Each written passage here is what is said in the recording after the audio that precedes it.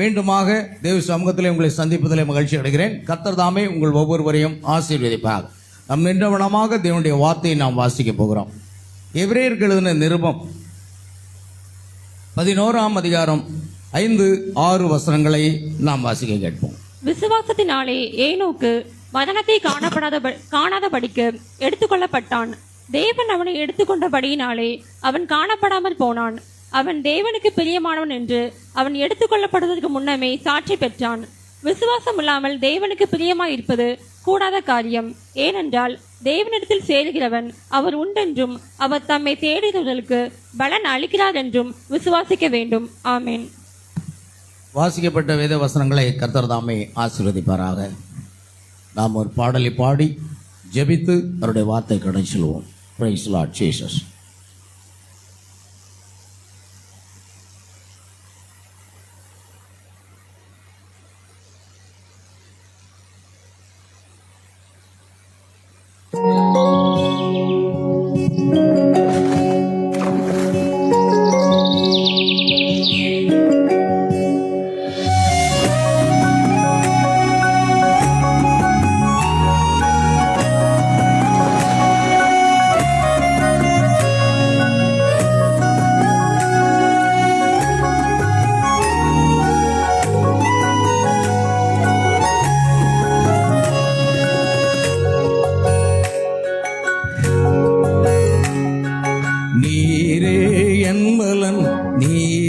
அடைக்கலும் ஆபத்து காலத்தில் என் துணை, சுற்றி நின்று என்னை காக்கும் கண்மலை. நீரே என் பலன், நீரன் அடைக்கலும் ஆபத்து காலத்தில் என் துணை, சுற்றி நின்று என்னை காக்கும் கண்மலை.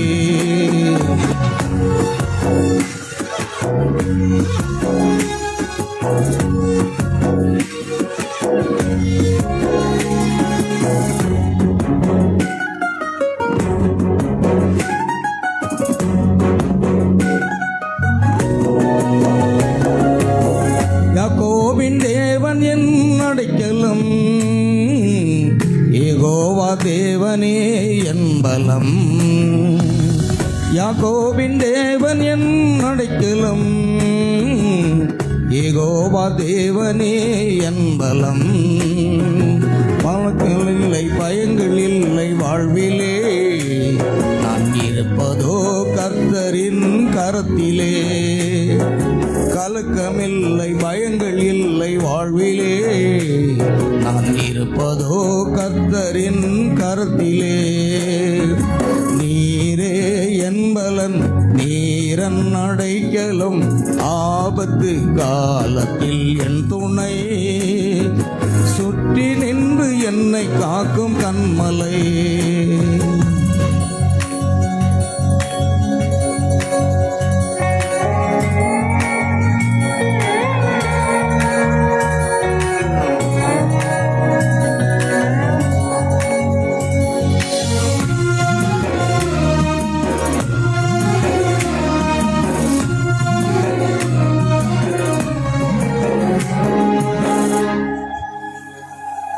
அமர்ந்திருந்து தேவனை நான் அறிகிறேன், அவர் கரத்தில் வலிமை நித்தம் பார்க்கிறேன்.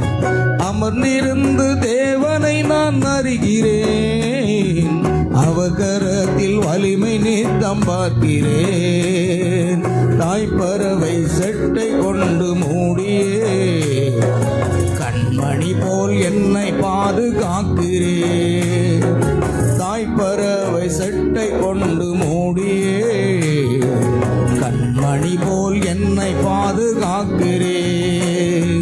நீரே என் பலன், நீரன் அடைக்கலும் ஆபத்து காலத்தில் என் துணை, சுற்றி நின்று என்னை காக்கும் கண்மலை.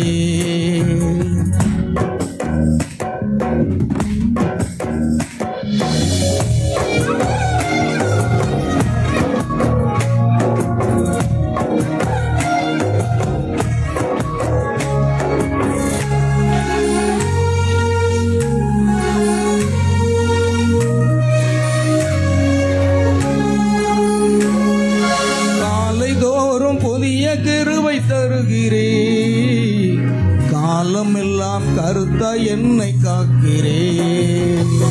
காலை தோறும் புதிய கிருபை தருகிறேன். காலமெல்லாம் கருத்தாய் என்னை காக்கிறேன். வலப்புறம் இடப்புறம் நான் விலகினான், வார்த்தையால் என்னை திருத்தி நடத்துவேன். வலப்புறம் இடப்புறம் நான் விலகினான், வார்த்தையால் என்னை திருத்தி நடத்துவேன். நீரே என் பலன், நீரன் அடைக்கலம், ஆபத்து காலத்தில் என் துணை. சுற்றி நின்று என்னை காக்கும் கண்மலை. நீரே என் பலன், நீரன் அடைக்கலும், ஆபத்து காலத்தில் என் துணை. சுற்றி நின்று என்னை காக்கும் கண்மலை. சுற்றி நின்று என்னை காக்கும் கண்மலை. சுற்றி நின்று என்னை காக்கும் கண்மலை. தலைகளை தாழ்த்தி நாம் ஜெபிப்போம். அன்பும் கிருபை இறக்க நேர்ந்த பரலோக பிதாவே, கர்த்தரும் இரட்சகருமாக இயேசு கிறிஸ்துவை ஸ்தோத்திரிக்கிறோம். ஆசீர்வதிக்கப்பட்ட தர்மையான வாரத்தின் முதல் நாள் உயிர்த்தெழுந்த கால வேளையில உம்முடைய சமூகத்தில் நாங்கள் கர்த்தராக இயேசு கிறிஸ்துவின் நாமத்தில் கூடி வந்திருக்கிறபடினால் நீர் எங்கள் மத்தியில் வந்திருக்கிறீர் என்று நாங்கள் விசுவாசிக்கிறோம். தேவரே பாடின பாடல்களை ஆராதனை ஆசீர்வித்து கொடுத்தீரே உமக்கு நன்றி. தொடர்ந்து கர்த்தராக இயேசு கிறிஸ்துவின் நாமத்திலே கர்த்தாவே உம்முடைய பிள்ளைகள் உம்முடைய வார்த்தையை கேட்பதற்காக நாங்கள் காத்திருக்கிறோம். ஆண்டவரே, வாசிக்கப்பட்ட வேத வசனங்களை கர்த்தர் ஆசீர்வதிப்பீராக. வார்த்தையை பிரசங்கிக்கிற அடியனையும் கேட்க போகிற உம்முடைய பிள்ளைகளையும் பரிசுத்த ஆவியானவர் அபிஷேகித்து ஜீவனுள்ள வார்த்தைகளை எங்கள் ஆத்துமாக்களுக்கு பிரயோஜனமாக இருக்கத்தக்கதாக கர்த்தர் ஆசீர்வதிக்க ஜெபிக்கின்ற ஆண்டவராக இயேசுவே உம்மை துதிக்கிறோம் துதிக்கிறோம் கர்த்தாவே. கர்த்தருக்கென்று உள்ள பிள்ளைகள் செலுத்தின காணிக்கைகள் தசபாங்கள் எல்லாவற்றையும் வானத்தின் பலகணியில் இருந்து இடங்கொள்ளாமல் இருப்பவர்களுடைய ஆசீர்வாதங்களை கட்டளையிடுவீராக. சகல துதி கன மகிமை யாவற்றை உமக்கு செலுத்துகிறோம். கர்த்தராகிய இயேசு கிறிஸ்துவின் நாமத்தில் கேட்கிறோம் பிதாவே, ஆமென். நாம் உட்காருவோம்.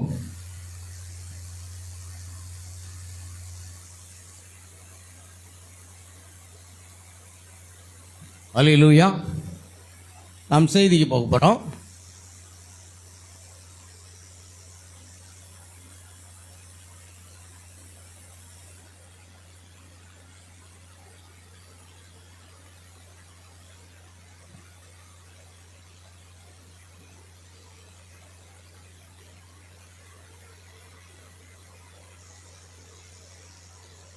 இல்லை மேலே எடுத்து ரெடியாக வச்சுருக்காண்டம்மாப்பா.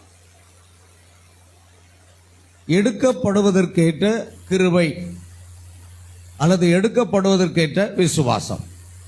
ஆமென், அல்லேலூயா. அந்த விசுவாசத்தை குறித்து தான் இப்பொழுது நாம் பார்க்க போகிறோம். எடுக்கப்படுதலுக்கேற்ற ஒரு விசுவாசத்தை நாம் எப்படி பெற்றுக்கொள்வது? ஆமென், அல்லேலூயா. நமக்கு தேவையா இல்லையா? விசுவாசம் தேவையா இல்லையாங்க? நாம் இப்பொழுது இருக்கிற விசுவாசம் நமக்கு போதாது. விசுவாசத்தை நாம் என்ன செய்யணும்? அதிகப்படுத்தணும். அதுதான் எடுக்கப்படுவதற்கேற்ற, எடுத்துக்கொள்ளப்படுவதற்கேற்ற அந்த விசுவாசம். அதை குறித்து நாம் தீர்க்கதரிசி செய்தியிலிருந்து பார்க்க போகிறோம். அவர் அங்கிருந்து ஒரு சரீரத்தில் தம்முடைய மனவாட்டியாக சபையை பெற்றுக்கொள்ள வருவார். ஆமென். சரி, போட்டு செய்தி மூவகை விசுவாசிகள் என்ற செய்தியிலே தீர்க்கதரிசி சொல்லுகிற அந்த வார்த்தைக்கு நம்ம வரப்போகிறோம். அதன் காரணமாகவே ஜீவ புஸ்தகத்தில் முன்குறிக்கப்பட்ட மணவாட்டியானவள் அழைக்கப்படும் போது வானத்திலிருந்து ஒரு சத்தம் பிறந்தது. அது மணவாட்டிக்குள் பரிசுத்த ஆவியின் அபிஷேகத்தை அபரிதமாக நிரப்பி பூமியிலிருந்து அவள் எடுக்கப்படுவதற்கேற்ற கிருபை உண்டாக்கும் என்று நான் விசுவாசிக்கிறேன். ஆமென். தேவன் அதை வாக்குத்தத்தம் செய்திருக்கிறார். தேவனுடைய வார்த்தை எப்பொழுதும் ஆம் என்றும் ஆமென் என்றும் இருக்கிறது. ஒவ்வொரு வார்த்தைகளும் நமக்கு வாக்குத்தத்தங்களாக இருக்கிறது. நாம் அதை விசுவாசித்தாலும் சரி விசுவாசிக்காவிட்டாலும் சரி தேவன் தம்முடைய வார்த்தைகளை நினைவார், நிறைவேற்றுவார். ஆகையால் விஞ்ஞானமும் விண்வெளி வீரர்களும் அநேக கோடி மைல்கள் தூரம் விண்வெளியில் சென்று ஆராய்ந்து பரலோகம் என்ற ஒன்று இல்லை என்று கூறி உறுதி பத்திரமாக வெளியிட்டாலும் அதை குறித்து எனக்கு எந்தவித கவலையும் இல்லை. ஏன்னா பரலோகம் என்று ஒன்று உண்டு. அங்கே உண்மைத்துவமாக இயேசு கிறிஸ்து என்பவரும் உண்டு. ஆமென், அல்லேலூயா. அவர் அங்கிருந்து ஒரு சரீரத்தில் நம்முடைய மணவாட்டி ஆகிய சபையை பெற்றுக்கொள்ள வருவார். இன்றைக்கு கடந்த வாரத்தில் 2 நாளைக்கு முன்னால் பார்க்கிறோம், அமெரிக்க நாட்டிலே சுனிதா வில்லியம்ஸ் என்று சொல்லப்படுகிற அந்த பெண்மணி 9 மாதங்களாக விண்வெளியில் இருந்து கொண்டு அங்கு திரும்புவதற்குள்ள வாய்ப்பு இல்லாதபடி 9 மாதம் கழித்து மறுபடியும் வெற்றிகரமாக பூமிக்கு வந்து இறங்கும்படி கர்த்தர் கிருபை செய்தார். பார்த்தீங்கன்னா 2 பேரும் கிறிஸ்டியன்ஸ். அவர் கூட இருந்தார் இல்லையா வில்லியம்ஸ், அவரையும் பார்க்கும் பொழுது அவர் வந்து ஒரு வீடியோ வெளியிட்டிருக்கிறார். ஜீசஸ்னுடைய துணை இல்லைன்னா நாங்கள் பத்திரமா வந்து சேர முடியாது அப்படின்னு சொல்றார். உலகம் முழுவதும் அது ஒரு சாட்சி அல்லவா? இயேசு கிறிஸ்து மாத்திரம் நமக்கு துணையாக இருந்தால் தான் எதையும் செய்ய முடியும் என்று அவர்கள் ஆண்டவரை மகிமைப்படுத்தி இருக்கிறார்கள். ஆகையால் பிரியமானவர்களே, எத்தனையோ ஆயிரக்கணக்கான மைல்களுக்கு அப்பால் சென்று 9 மாதங்கள் வரை தங்கி திரும்ப பத்திரமாக பூமிக்கு கொண்டு வரக்கூடிய அளவுக்கு தொழில்நுட்பங்கள் இந்த காலத்திலே அதிகமாக காணப்படுகிறது. தொழில்நுட்பங்கள் அதிகமாக முன்னேறி செல்கிற இந்த காலத்திலே ஆயிரக்கணக்கான லட்சக்கணக்கான மைல்கள் உயரத்துக்கு சென்று திரும்பி வருகிறார்கள் என்றால் கர்த்தர் நம்மை இமைப்பொழுதிலே மறுரூபமாக்கி கொண்டு செல்ல மாட்டாரா? ஆமென். பாருங்கள், இந்த விஞ்ஞானத்தை பார்க்கும் பொழுது ஓ, இவர்கள் இவ்வளவு உயரம் செல்கிறார்களா, அப்படியானால் அதைவிட உயரமாக கர்த்தர் என்னை கொண்டு செல்வார். ஆமென். அதுதான் அந்த விசுவாசத்தை இன்றைக்கு நம்ம இன்க்ரீஸ் பண்ண வேண்டியது அவசியமா இருக்கிறது. எவ்வளவு அவர் அங்கிருந்து ஒரு சரீரத்தில் தம்முடைய மணவாட்டியாக சபையை பெற்றுக்கொள்ள வருவார். ஆமென். அவர் ஒரு சரீரத்தில் வருவார். ஆனால் அதே வேளையில் இப்பொழுது அவர் பரிசுத்த ஆவியாக, ஆமென், மனுஷகுமாரனாக, பலமுள்ள தூதனாக, கெர்ச்சிக்கிற சிங்கமாக, ஆமென், அவர் இறங்கி வந்திருக்கிறார். 1963ஆம் வருடம் பிப்ரவரி மாதம் 28வது நாள் கர்த்தர் வானத்திலிருந்து 7 தூதர்களோடு சேர்ந்து அவர்கள் இறங்கி வந்தார். அநேகர் அதை புரியல. அதை புகைப்படம் எடுத்தவர்களும் ஆராய்ந்து பார்த்தார்கள். இயற்கைக்கு மேம்பட்ட மேகம் என்று தான் சொன்னார்களே தவிர அது என்னவென்று தெரியல. ஆனால் தீர்க்கதரிசி சொல்கிறார், அங்கே கர்த்தர் நின்றார் என்பதை நாம் அறிந்திருக்கிறோம். தேவன் இயேசு கிறிஸ்து அல்லது தேவன் எப்பொழுதுமே மேகங்களுக்குள் தன்னை மறைத்துக் கொள்கிறார். ஆமென். ஆகையால் கர்த்தர் அங்கே இறங்கி வந்தார் என்பதை தீர்க்கதரிசி சொல்கிறார். ஏன்னா லூக்கா 17:30 நிறைவேறணும். ஆமென். நோவாவின் காலத்தில் நடந்தது போல மனுஷகுமார் வரும் காலத்திலையும் நடக்கணும். லோத்தின் நாட்களில் நடந்தது போல மனுஷகுமார் காலத்திலையும் நடக்கும். அப்படியானால் முதலாவது மறுரூபம் ஆவதற்கு முன்பாக கர்த்தர் ஆபிரகாமுடைய வீட்டிற்கு கடந்து வந்தார் என்பது நமக்கு தெரியும். எப்பொழுது வந்தார்? பிஃபோர் த டிரான்ஸ்பர்மேஷன், மறுரூபம் ஆவதற்கு முன்பாக வந்தார். அல்லேலூயா. பின்புதான் அங்கு ஆபிரகாமுடைய சரீரமும் சாராளுடைய சரீரமும் மறுரூபம் ஆயிற்று. அப்படியானால் நாம் மறுரூபம் ஆவதற்கு முன்பாக அவர் இறங்கி வந்திருக்க வேண்டும். புரிகிறதா? எடுத்துக்கொள்ளப்படுதல் தான், ஆகத்தில் தான் அவர் வருவார், பூமிக்கு வரமாட்டார் என்று அநேக ஸ்தாபனங்கள் கூறிக்கொண்டிருக்கின்றன. ஆனால் கடைசி கால செய்தியில இருக்கிறவர்களும் ஸ்தாபனத்தார் என்ன கூறுகிறார்களோ அதையே விசுவாசிக்கிறார்கள். ஆனால் மணவாட்டிக்கு தேவனுடைய ரகசியம் முழுவதும் வெளிப்படுத்தப்படும். அல்லேலூயா. அதனால் நமக்கு நல்லா தெரியும், லூக்கா 17:30 நிறைவேறுதலின்படி அவர் இறங்கி வந்து, ஆமென், 7 இடிமுழக்கங்களின் சத்தத்தோடு 7 முத்திரைகளை நமக்கு உடைத்து தர வேண்டியது. அதை யோவானுக்கு அவர் புசிக்க கொடுக்கிறார். யோவான் மணவாட்டிக்கு ஒரு அடையாளம்.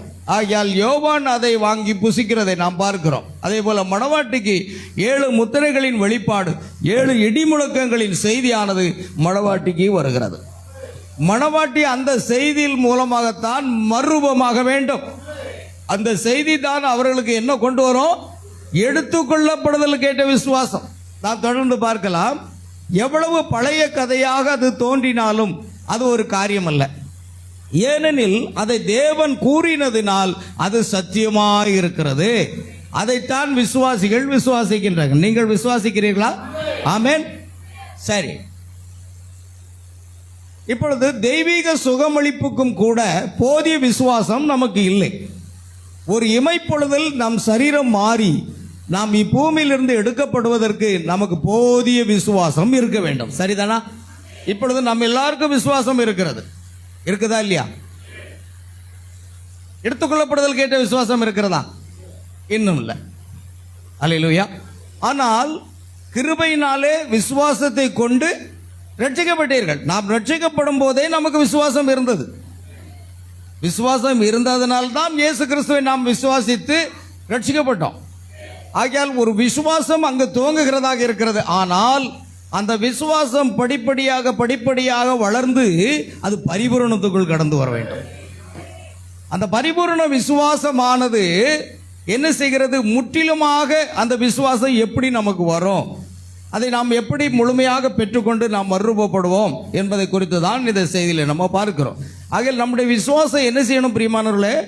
படிப்படியாக உயர வேண்டும். இயேசு கிறிஸ்துவுடைய சீசர்கள் ஒரு முறை சொன்னார்கள்.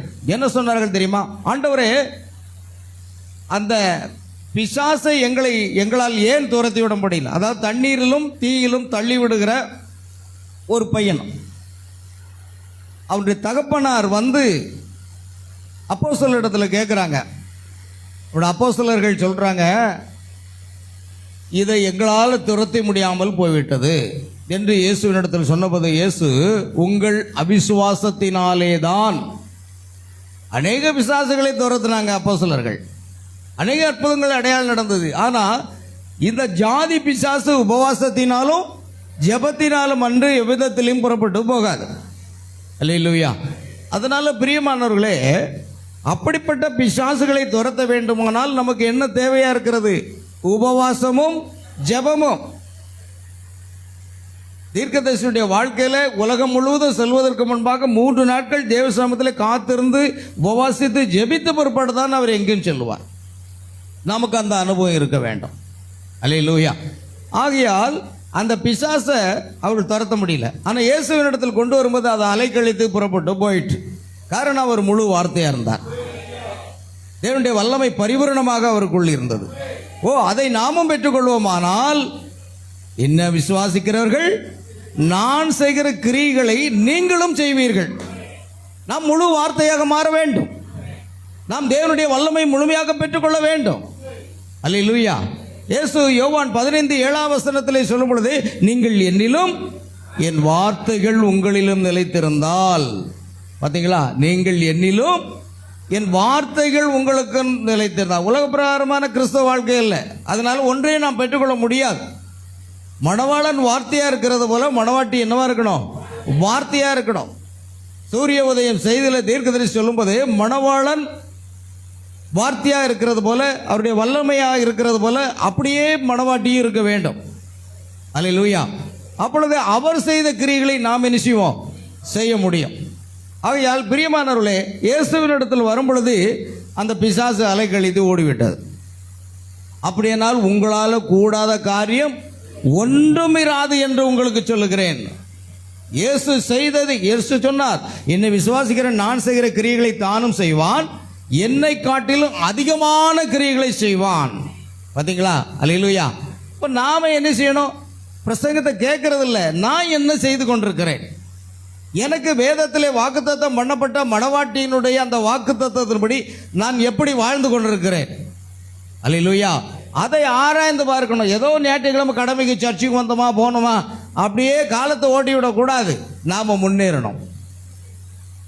சீசர்கள் என்ன கேட்டார்கள் இயேசுவினிடத்திலே? ஆண்டவரே, எங்கள் விசுவாசத்தை நீர் வர்த்திக்கப்பட வேண்டும் என்று கேட்டார்கள். விசுவாசம் இல்லாமல் இல்லை. சீசர்களிடத்தில் அப்போஸ்தலரிடத்தில் விசுவாசம் இருந்தது. ஆனால் எங்களுடைய விசுவாசத்தை என்ன செய்யணும்? இன்னும் வர்த்திக்கப்பட வேண்டும். இன்க்ரீஸ். இன்னும் அந்த விசுவாசத்தை வர்த்திக்கப்பட வேண்டும் என்று கேட்டுக்கொண்டார்கள். பாருங்கள், நமக்கு இன்னைக்கு அதுதான் தேவை. நாம் இப்பொழுது இருக்கிற விசுவாசத்தை கொண்டு எடுத்துக்கொள்ள போக முடியாது. ஆனால் நாம் என்ன விசுவாசிக்கிறோம்?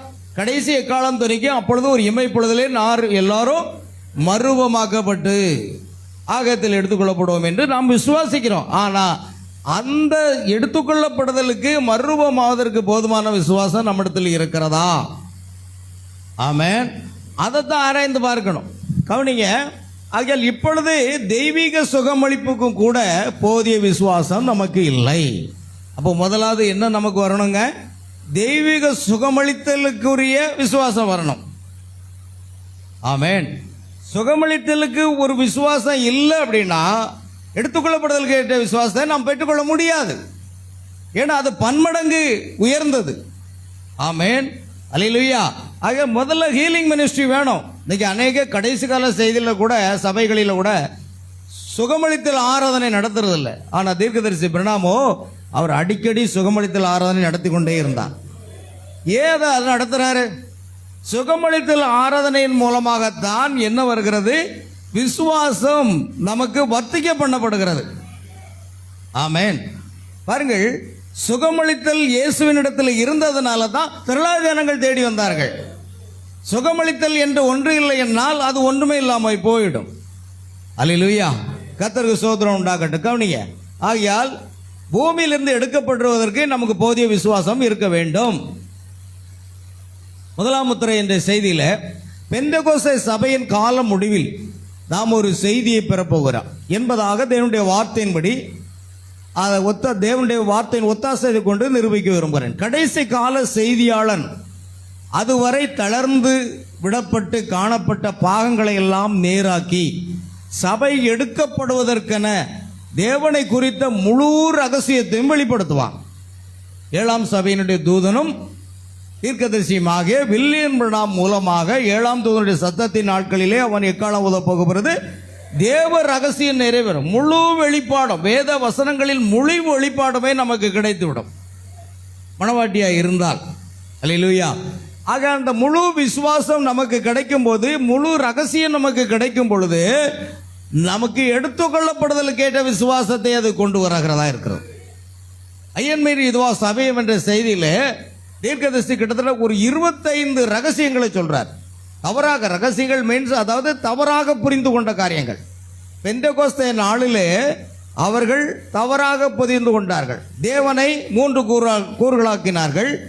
அதேபோல ஞானஸ்தானத்தை கர்த்தராக இயேசு கிறிஸ்துவின் நாமத்தில் என்பதற்கு பதிலாக பிதா குமாரன் பரிசுத்தாவி என்ற பட்ட பெயர், அந்நிய பாஷை பேசுவது என்பது பரிசுத்தாவி பெற்றதுக்கு அடையாளம் என்று பல தவறான புரிந்து கொள்ளுதல் இருந்ததை இந்த கடைசி கால செய்தியாளர் என்ன செய்வார்? முற்றிலுமாக அதை தெளிவுபடுத்துவார்.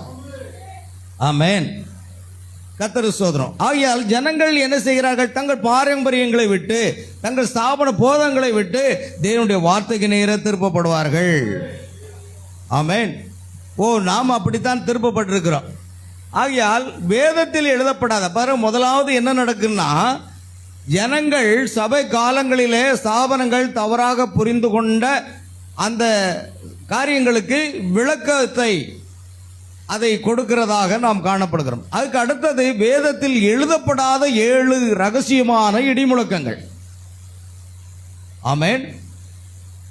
யோவான் பத்ம தீவில் இருக்கும் பொழுது இயேசு கிறிஸ்து ஒவ்வொன்றாக அவனுக்கு வெளிப்படுத்தி கொண்டு வந்தார். அதையெல்லாம் அவன் எழுதும்படி கட்டளை பெற்றான். அப்படியாக அவன் எழுதினது தான் வெளிப்படுத்தின விசேஷம். ஒவ்வொன்றாக எழுதி கொண்டே வருகிறான்.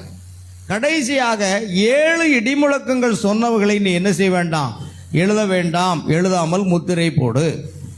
அப்போ வேதாகமத்தில் எழுதப்படாத ஒரு ரகசியம் இருக்கிறது இல்லையா? வேதாகமத்தில் எழுதப்படாத ஒரு ரகசியம் இருக்கிறது. அந்த ரகசியம் என்பது கடைசி நாட்களில் இது வெளிப்படுத்தும். தானியேலுடைய நாட்களில் பார்க்கலாம். நீ முடிவு காலம் மட்டும் அதை புதை பொருளாக வைத்து வை. ஆமென். அது ரகசியமாக இருக்கிறது. ஆனால் எப்பொழுது அது நிறைவேறும்? 7ஆம் தூதனுடைய சத்தத்தின் நாட்களிலே. ஆமென்.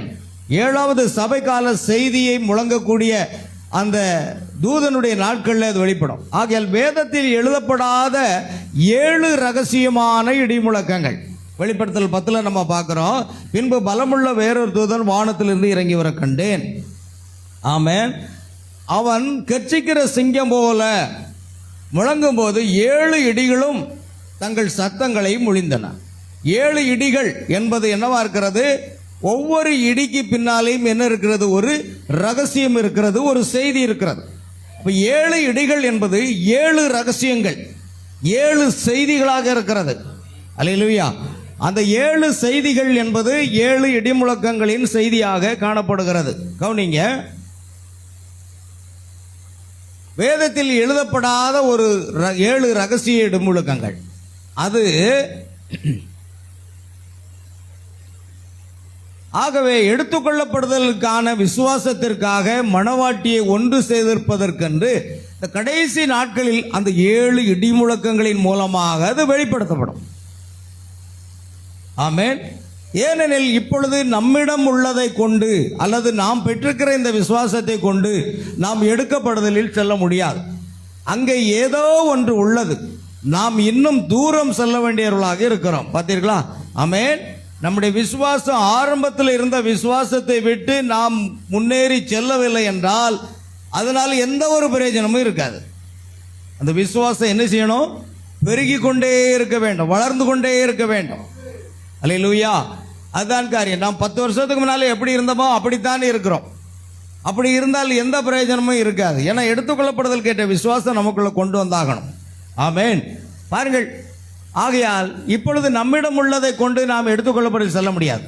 அங்கே ஏதோ ஒன்று உள்ளது. நாம் இன்னும் தூரம் செல்ல வேண்டியவர்களாக இருக்கிறோம். இப்பொழுது தெய்வீக சுகமளிப்புக்கு கூட போதிய விசுவாசம் நமக்கு இல்லை. அல்லேலூயா. தெய்வீக சுகமளிப்பு கூட போதிய விசுவாசம் நமக்கு இருக்கிறதா இல்லையா என்று நீங்கள் ஒவ்வொருவரும் தேவ சமூகத்தில் அல்லது வீட்டில் அரைக்கதவை போட்டி கொண்டு உட்கார்ந்து கொண்டு ஆராய்ந்து பார்க்கணும்.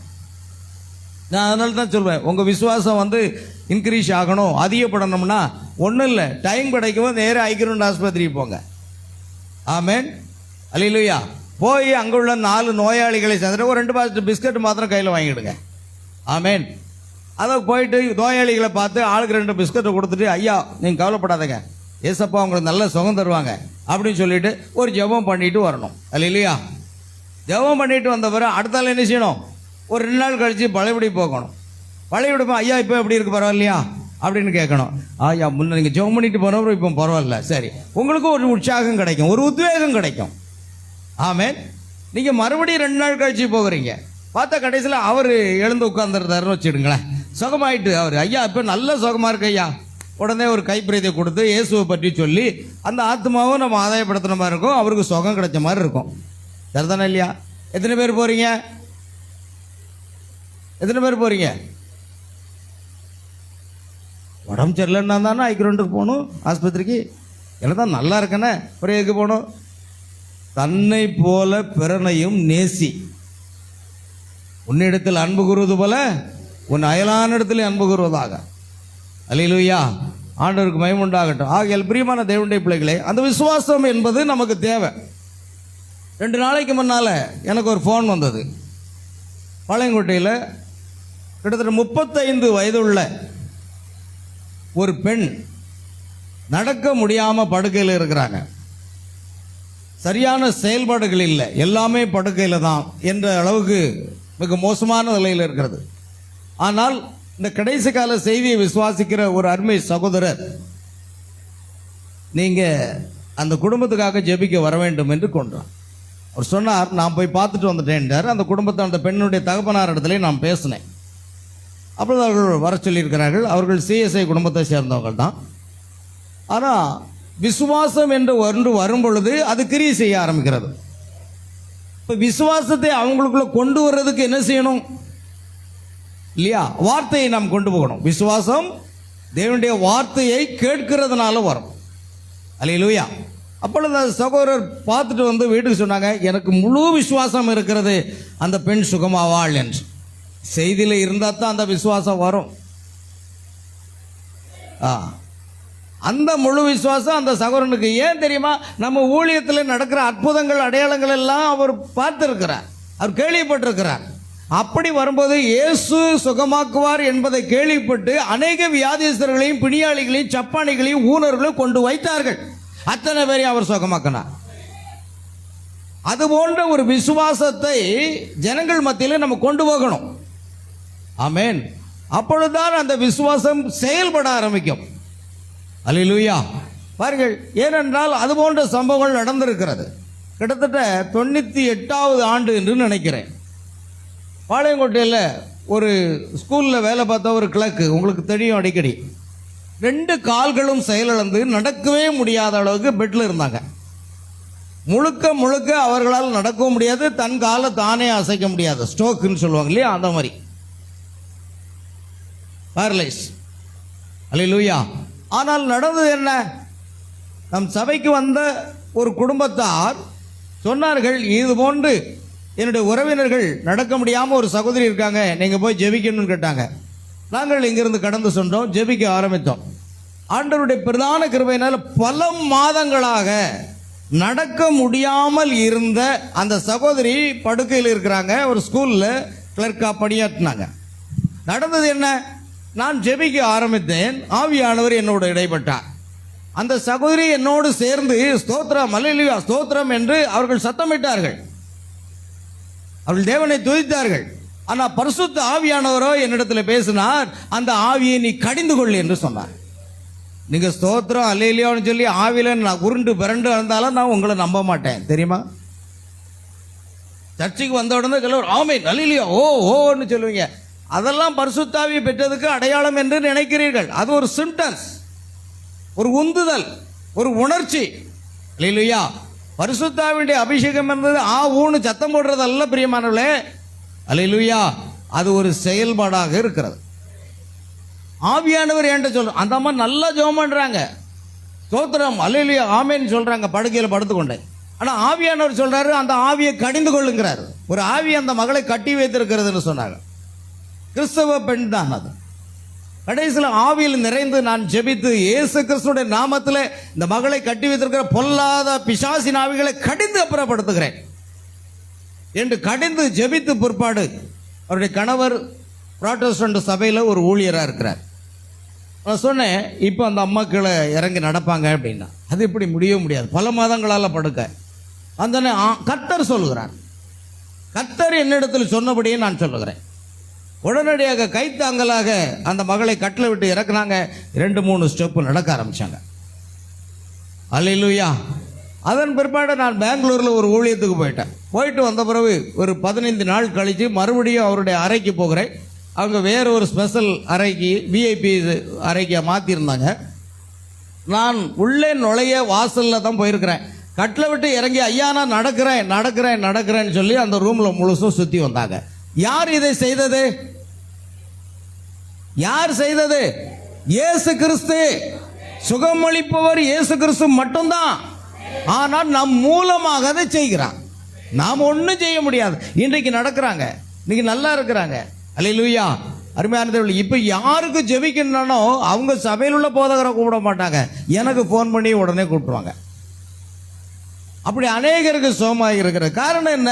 இந்த கடைசி நாட்களிலே நாம் ஒரு பரிபூர்ண விசுவாசத்தை பெற வேண்டுமானால் முதலாவது நமக்கு என்ன தேவையா இருக்கிறது? சுகமளித்தல் ஆராதனைக்கு போதுமான விசுவாசம் இருக்க வேண்டும். அல்லேலூயா. நீங்க ஏதாவது நன்மை நடந்ததுன்னா உங்க வீட்டில் எனக்கு அப்படியே ஒரு கார் நடந்தது, ஒரு பைக் வாங்க ஆண்டவர் செய்தார், ஒரு கார் வாங்க, இதைத்தான் நம்ம சாட்சியா சொல்றோமே தவிர, பிசாசு பிடித்த ஒரு பெண்ணுக்காக ஜெபம் பண்ணேன், பிசாசு அலறி ஓடிச்சு, அப்படி சொல்ற சாட்சி ஏதாவது இருக்கா? வியாதியஸ்தர் நடக்க முடியாம இருந்தாங்க, ஜெபம் பண்ணேன், கர்த்தர் கிருபையினால சுகமாகிட்டார். அதுதான் ஜீவனுள்ள சாட்சி. அது என்னவா இருக்கிறதுனா இயேசு உயிரோடு இருக்கிறார் என்பதை நிரூபிக்கக்கூடிய சாட்சி. அப்போஸ்தலர்கள் இயேசு கிறிஸ்துவை குறித்து, இயேசு கிறிஸ்துவின் உயிர்த்தெழுதலை குறித்து என்ன செய்தாங்களாம்? பலமாய் சாட்சி கொடுத்தார்களாம். ஆமென். அப்படி ஒரு பலமான சாட்சி என்பது அந்த உயிர்த்தெழுதலின் வல்லமை நிரூபிக்கிறதாக இருக்க வேண்டும். ஆகையால் இந்த கடைசி நாட்களில் நாம் 10 வருஷத்துக்கு முன்னால் எப்படி இருந்தோமோ அதே போல வாழ்ந்து கொண்டிருப்பதில் எந்த அர்த்தமும் இல்லை. நாம் இமைப்பொழுதிலே மர்வமாகி ஆகத்தில் எடுத்துக்கொள்ளப்படுதலுக்கு ஏற்ற ஒரு விசுவாசத்தை நாம் பெற்றுக்கொள்ள வேண்டும். அல்லேலூயா. அப்படின்னா கொஞ்சம் கொஞ்சமாக நீங்கள் என்ன செய்யுங்க, அப்படியே அதிகப்படுத்திக்கிட்டே வாங்க. ஆமென். வீட்டில் உட்காராதீங்க, டைம் இருக்கா? எங்கேயாவது நோயாளிக்கு போய் ஜெபம் பண்ணுங்க, பிசாசு பிடித்தவங்களுக்காக போய் ஜெபம் பண்ணுங்க. ஏன்னா இயேசு தான் சொல்லியிருக்கிறாரு, என் நாமத்தினால நீங்கள் எதை கேட்டாலும் நான் அதை செய்வேன். அது மாத்திரமா சொன்னார், என் நாமத்தினாலே நீங்கள் பிசாசுகளை துரத்துவீர்கள், வியாதிஸ்தர் மேல் கைகளை வைப்பீர்கள், அப்பொழுது அவர்கள் சுஸ்தமாவார்கள். நமக்கு வாக்குத்தத்தம் பண்ணியிருக்கதா இல்லையா? அப்போ இது எப்படி நம்ம வாழ்க்கையில் செயல்படுத்தாமலே இன்னும் நம்ம வாழ்ந்து கொண்டிருக்கிறோம்? எங்கேயாவது செயல்படுத்தி இருக்கோமா? நான் வார்த்தையை சொல்லும்போது ஆமேன்னு சொல்லுவீங்க. ஆமேன்னு சொன்னால் நீங்கள் செயல்படுத்தி காட்டுங்க. நம்முடைய வாழ்க்கையில் என்ன செய்யணும்? செயல்படுத்தி காட்டணும். செயல்படுத்தி காட்டாத வரைக்கும் கிரியை இல்லாத விசுவாசம் செத்தது. கிரியே இல்லை அப்படின்னா அது செத்து போன விசுவாசம். அல்லேலூயா. கவனிக்க வேண்டும். ஆகையால் தெய்வீக சுகமளிப்புக்கு கூட போதிய விசுவாசம் நமக்கு இல்லை. ஒத்துக்கிறீங்களா? ஏங்க ஒத்துக்கிறீங்களா இல்லையாங்க? இருக்குதா? சுகமளித்தலுக்காக உங்களுக்கு இருக்குதா?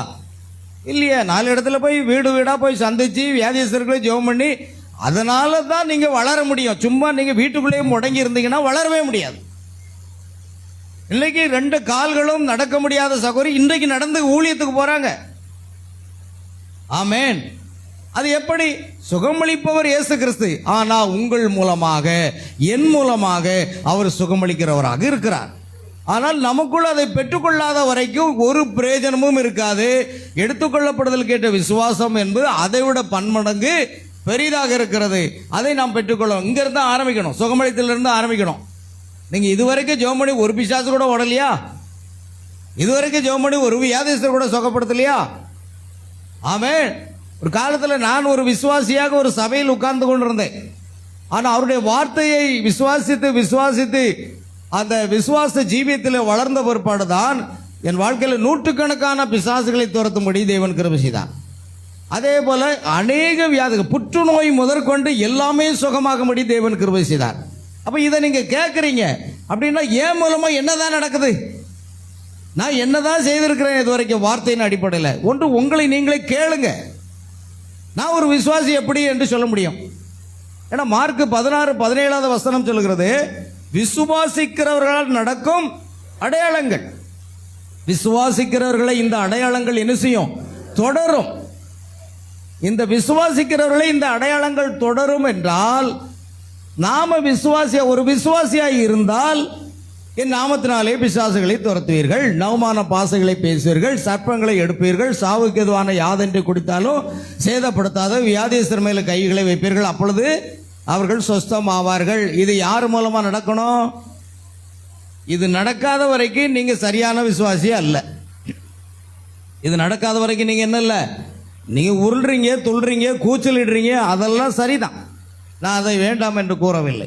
ஆனால் ஒரு விசுவாசிக்கு வாக்குத்தத்தம் விடப்பட்ட விசுவாசிக்கிறவர்களால் நடக்கும். அப்போ ஒரு விசுவாசி என்றால் அவருடைய வாழ்க்கையில் இந்த அடையாளம் பின்தொடரும். These signs shall follow them that believe. இந்த அடையாளங்கள் விசுவாசிகளை என்ன செய்யணும்? தொடரணும். உங்களை நீங்க கேளுங்க, நான் ஏன் அதை செய்யலை? எனக்கு ஏன் அந்த வல்லமை வெளிப்படலை? அப்ப எனக்கு போதிய விசுவாசம் இல்லை. தேவ சமூகத்தில் காத்திருங்க, செபிங்க. அல்லேலூயா. அந்த விசுவாசம் அதிகப்படணும். இல்லைன்னா பிரயோஜனம் இல்லை. பிரியமானவர்களே, எடுத்துக்கொள்ளப்படுதல்னா சும்மா சாதாரணமாக கிடையாது. சுகமளித்தல் ஆராதனைக்கு கூட நமக்கு என்ன இல்லை? போதிய விசுவாசம் நமக்கு இல்லை. அப்படியானால் ஒரு இமைப்பொழுதில் நம் சரீரம் மாறி நாம் இப்பூமியிலிருந்து எடுக்கப்படுவதற்கு நமக்கு போதிய விசுவாசம் இருக்க வேண்டும். அல்லேலூயா. விசுவாசத்தை வெளிப்படுத்துவதற்கிறீர்கள். மரியாளின் விசுவாசம், அடுத்து ஒரு பரிபூரண விசுவாசம், அடுத்த விசுவாசம் என்பது 6வது புலன். எத்தனை செய்தி இருக்கு தெரியுமா? இதெல்லாம் நீங்க படிக்கலைன்னா உங்களுக்கு விசுவாசம் வராது. நான் அடிக்கடிக்கு சொல்லிட்டு இருக்கேன், எத்தனை செய்தி இருக்குன்னு சொல்றேன். விசுவாசத்தை பற்றிய செய்தி ஏகப்பட்ட செய்தி இருக்கு. நீங்க செய்தி புஸ்தகத்தையே வாசிக்கல, ஏதோ சர்ச்சைக்கு வந்தீங்களா போனீங்களா அப்படின்னா கொஞ்சம் கூட நீங்க முன்னேறலன்னு அர்த்தம். புரியுதாங்க? முன்னேறணுமா வேண்டாமா? எடுத்துக்கொள்ளப்படுவதில் போகணுமா வேண்டாமா?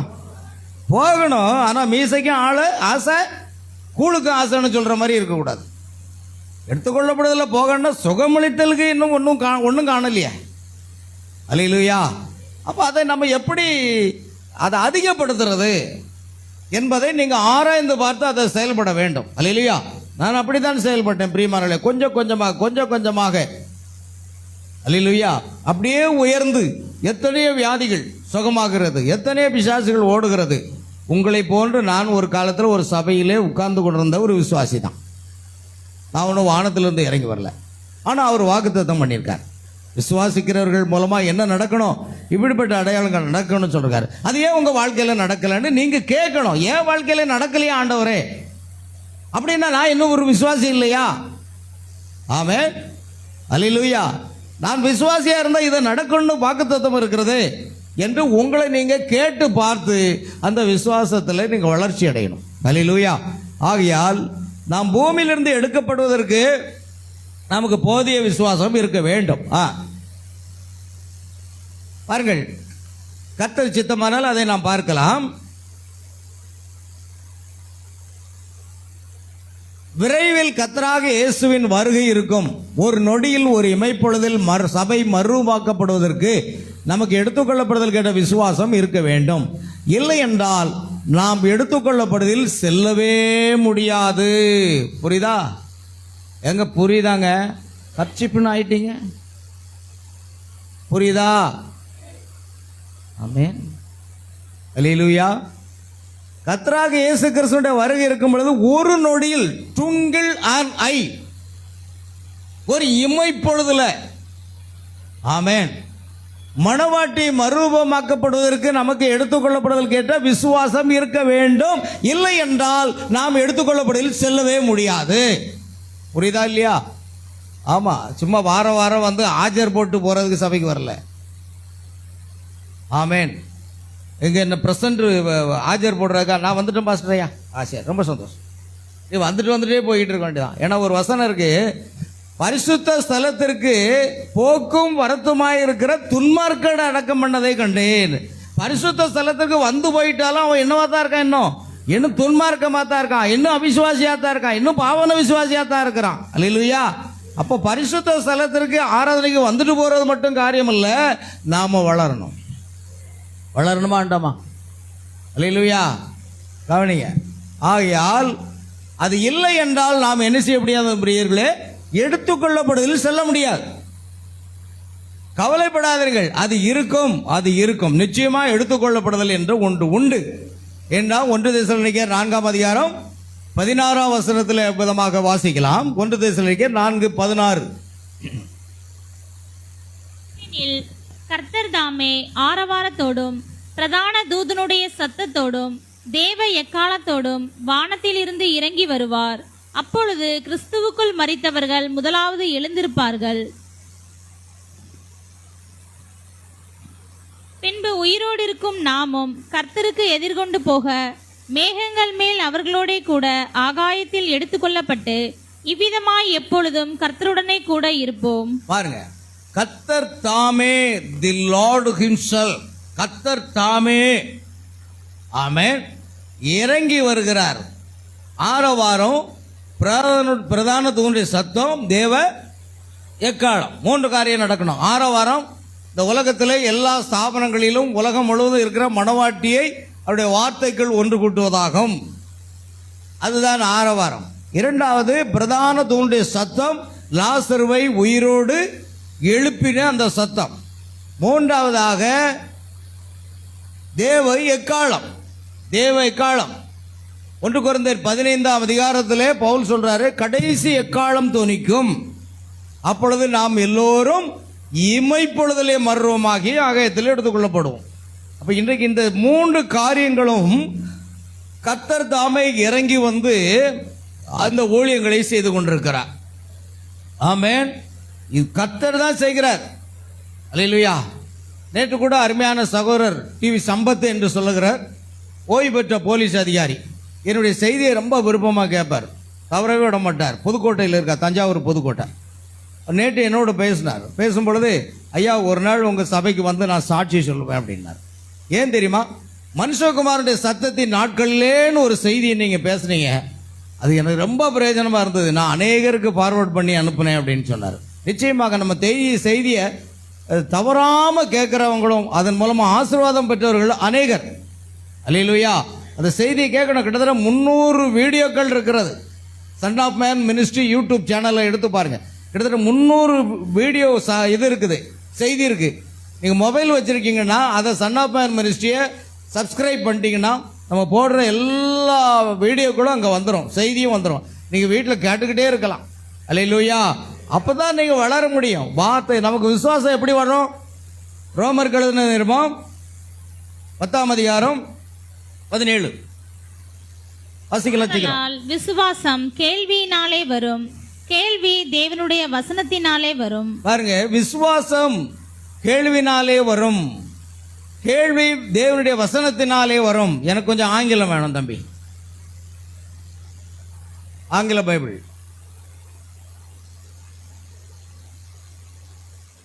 கவனிங்க, ஆதலால் விசுவாசம் கேள்வினாலே வரும், கேள்வி தேவனுடைய வசனத்தினாலே வரும். So then faith comes by hearing and hearing by the word of God. இதனால வருகிறது விசுவாசம். தேவனுடைய வார்த்தையை கேட்க கேட்க கேட்க விசுவாசம் வரும். தேவனுடைய வார்த்தை கேட்டுக்கிட்டே இருக்கணும். நீங்க வாரத்துக்கு ஒரு நாள் வந்து செய்தியை கேட்டுட்டு போனோம்னா ஒரு பிரயோஜனம் இல்லை. ஒரு நாளைக்கு எத்தனை வேளை சாப்பிடணும்? நாளா என்ன 4 பேர் 4 வேளை சாப்பிட்ற ஆட்களும் இருக்காங்க. அதான் கேட்டேன். அல்லேலூயா, ஆமென். கரெக்டாக சாப்பிட்றோமா இல்லையா? 3 வேளை கரெக்டாக சாப்பிட்றோமா இல்லையா? ஏன்னா அது விஞ்ஞானம், சயின்ஸ் சொல்லுது. ஒரு உணவுக்கும் இன்னொரு உணவுக்கும் இடைவேளை குறைஞ்சது 4 மணி நேரம் இருக்கணும், அப்போ தான் ஜீரணம் ஆகணும். அவங்க ஒரு வரமுறை வச்சுருக்காங்க. நாம் அதை கரெக்டாக பண்ணுறோம் இல்லையா? காலை டிஃபன் சாப்பிட்றதும், மத்தியானம், அப்புறம் நைட்டு எல்லாமே கரெக்டாக பண்ணிகிட்டு இருக்கோம். ஆனால் வாரத்துக்கு ஒரு நாள் ஆராதனையில் வந்து அந்த வார்த்தையை ஒரு 1.5 மணி நேரம் கேட்டுட்டு போயிட்டோம். அதோட முடிஞ்சு வேறு வார்த்தை கேட்குறோமா? நீங்கள் பைபிள் வாசிக்கிறது ஒரு பக்கம் இருக்குங்க, நீங்கள் ஜெபிக்கிறது ஒரு பக்கம் இருக்குங்க. ஆனால் நீங்கள் எதை கேட்கணும்? வார்த்தையை கேட்கணும். ஆமென். வார்த்தையை கேட்கணும். இன்னைக்கு ஆண்ட்ராய்டு ஃபோன் இல்லாத விசுவாசியே கிடையாது. அங்கே நீங்கள் அழகு போல அந்த வார்த்தையை கேட்டுக்கிட்டே இருக்கலாம். அல்லேலூயா. ஆகையால் பிரியமானவர்களே, தேவனுடைய வார்த்தையை கேட்பதனால் தான் என்ன வருகிறது? ஜூம் பண்ணுங்க. அல்லேலூயா. ஆதலால் விசுவாசம் கேள்வினாலே வரும், கேள்வி தேவனுடைய வசனத்தினால வரும். So then faith comes by hearing and hearing by the word of God. தேவனுடைய வார்த்தையை கேட்கிறதுனால நமக்கு என்ன வருது? அப்ப திரும்ப திரும்ப அந்த வார்த்தையை கேட்டுக்கிட்டே இருங்க. அந்த விசுவாசம் அங்க கிரியை செய்ய ஆரம்பிச்சிடும். அல்லேலூயா. அதுதான் விசுவாசத்தை நம்ம வந்து அதிகப்படுத்த முடியும். பிரியமானவர்களே, ஏதோ வாரத்துக்கு ஒரு நாள் வார்த்தையை கேட்டுட்டு போனீங்கன்னா அப்படியே தான் இருக்கணும், வேற வழி இல்லை. அல்லேலூயா. கவனிங்க, இப்போ போவோம், வார்த்தை போவோம். ஆகையால் பரிசுத்த ஆவியின் பேரில் கேள்விகளும் பதில்களும் இந்த செய்தியில நம்ம பார்க்கிறோம். அன்றொரு நாள் ஹாட்டி ரைட் ஒன்றையும் கேட்கவில்லை. அவள் அங்கு உட்கார்ந்து கொண்டிருந்தாள். அவள் சரியான வார்த்தை கூறினாள். அது பரிசுத்த ஆவியை பிரீதிப்படுத்தியது. எனவே பரிசுத்த ஆவி அவளிடம் பேசினார். ஹாட்டி, நீ எது வேண்டுமானாலும் கேள், அது உண்மையில் நடக்கிறதா இல்லையா என்று பாருங்கள். நீங்க பரிசுத்த ஆவியானவரை, இயேசு கிறிஸ்துவை பிரீதிப்படுத்த கூடியவர்களாக நாம் இருந்தால் நீங்கள் எது கேட்டாலும் அவர் அதை செய்வார். சகோதரன் தீர்க்கதரிசி பிரணாம் இடத்துல கர்த்தருடைய ஆவியானவர் பேசினார். ஹாட்டி ரைட் என்று சொல்லப்படுகிற அந்த பெண்மணி எனக்கு பிரீதியாக நடந்து கொள்கிறாள். அவளுக்கு என்ன தேவையோ அதை நான் கொடுத்தேன் என்று சொல்லு அப்படின்னு பிரணாம் இடத்துல கர்த்தர் பேசுறார். பிரணாம் என்ன பண்றாரு? நேரா அவளுடைய வீட்டுக்கு போறார். சொல்றாரு, ஹாட்டி ரைட் சகோதரியே, கர்த்தர் என்னோடு பேசினார், அவளிடமும் ஆவியானவர் பேசினார். பாருங்க, இப்பொழுது நீ என்ன வேண்டுமானாலும் கேள், எது வேண்டுமானாலும் கேள். அல்லேலூயா. அதற்கு என்ன செய்யணும்? நாம ஆவியானவரை, இயேசு கிறிஸ்துவை என்ன செய்யணும்? பிரியப்படுத்தணும். அதுதான் முக்கியம். ஆகையால் நீ எது வேண்டுமானாலும் கேள். சகோதரன் பிரணாம் அந்த வீட்டுக்கு போகிறார். சகோதரியே, பாருங்கள், அங்கு உட்கார்ந்திருந்த ஊனமுள்ள அவளுடைய சகோதரியின் சுகத்துக்காக நீ கேட்கலாம். பாருங்கள், அவள் குடும்பமாக வசித்து வருகிறார்கள். ஒரு ஊனமுட்ட சகோதரி இருக்கிறாங்க. அந்த ஊனமுட்ட சகோதரியின் சுகத்துக்காக நீ கேள், கர்த்தர் அதை கொடுக்கிறார். அல்லது ஆமென், மலையின் மேல் அவள் கஷ்டப்படுவதை தவிர்க்க $10,000. ஆமென். அவள் மிகவும் தரித்திர, அதாவது ஏழ்மை நிலையில் இருக்கக்கூடியவள். கர்த்தர் அங்க சொல்றாரா, ஒருவேளை $10,000 உனக்கு தேவையா இருக்கா? உன்னுடைய அந்த வறுமை நிலை மாற வேண்டுமா? நீ அதை கேள். அடுத்ததாக, குன்றி போயிருந்த அவளுடைய உடலில் வாலிபம் திரும்ப வருதல். பாருங்கள், அவள் வியாதிப்பட்டு பலகீனமா இருக்கிறாள். அவருடைய பெற்றோர்களும் பலகீனமா இருக்கிறார்கள். ஆகையால் உன்னுடைய உடல் சுகத்துக்காக நீ கேட்க போகிறாயா என்று கேள்வி அங்கு கேட்கப்படுது. ஊனமுட்ட சகோதரியினுடைய சுகத்துக்காக வறுமை நீங்குவதற்காக பணம் தேவையாக இருக்கிறது என்றால் அது, அல்லது உன்னுடைய உடல் சுகம் அடைவதற்காக என்ன தேவை? ஆமென். பாரு, உன் வாலிபம் திரும்ப வர வேண்டுமா? ஆமென். நீ எது கேட்டாலும் கர்த்தர் கொடுத்தேன் என்று சொல்கிறான். நீ எதை வேண்டுமானாலும் இப்பொழுதே கேள். அது உனக்கு உடனடியாக கொடுக்கப்படவில்லை என்றால் நான் ஒரு கள்ள தீர்க்கதரிசி. கொஞ்சம் கூட இன்ஸ்பிரேஷன் இல்லையே. நான் சொல்றது இது நடக்கலைன்னா நான் ஒரு கள்ள தீர்க்கதரிசி அப்படின்னா ஆமென், அப்படியே ஆக கடவுதுன்னு அர்த்தம். இன்னைக்கு என்னமோ தெரியல, யாருமே வாய் திறக்கிற மாதிரி இல்லை. நிறைய இட்லி சாப்பிடக்கூடாது காலையில். ஆமென். உணவை குறைச்சிடணும்.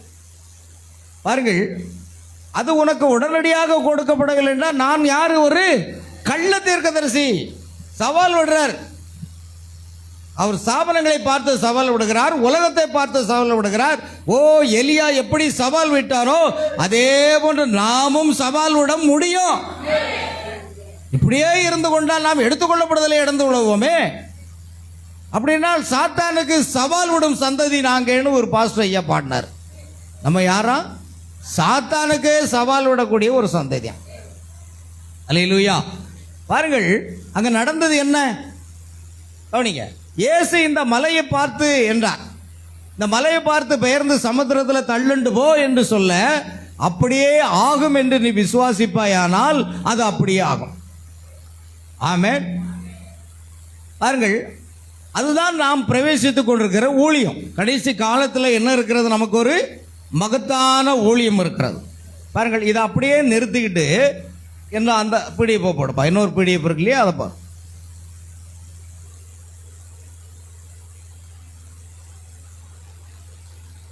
லாஸ்ட்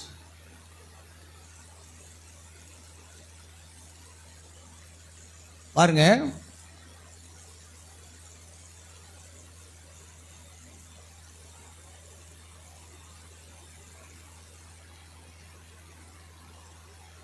எடுத்துக்கொள்ளப்படுவதற்கு முன்பு கிறிஸ்துவின் மணவாட்டிக்கு ஊழியம் இருக்குமா?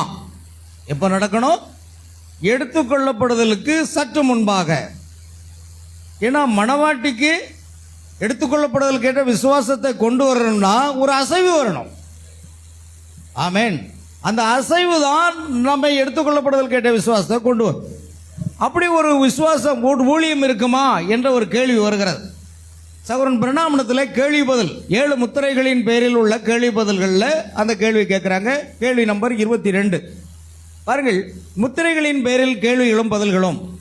22வது கேள்வி சொல்றார். நிச்சயமாக இப்பொழுது நேரடியாக அதுதான் நடந்து கொண்டிருக்கிறது. ஆமென்.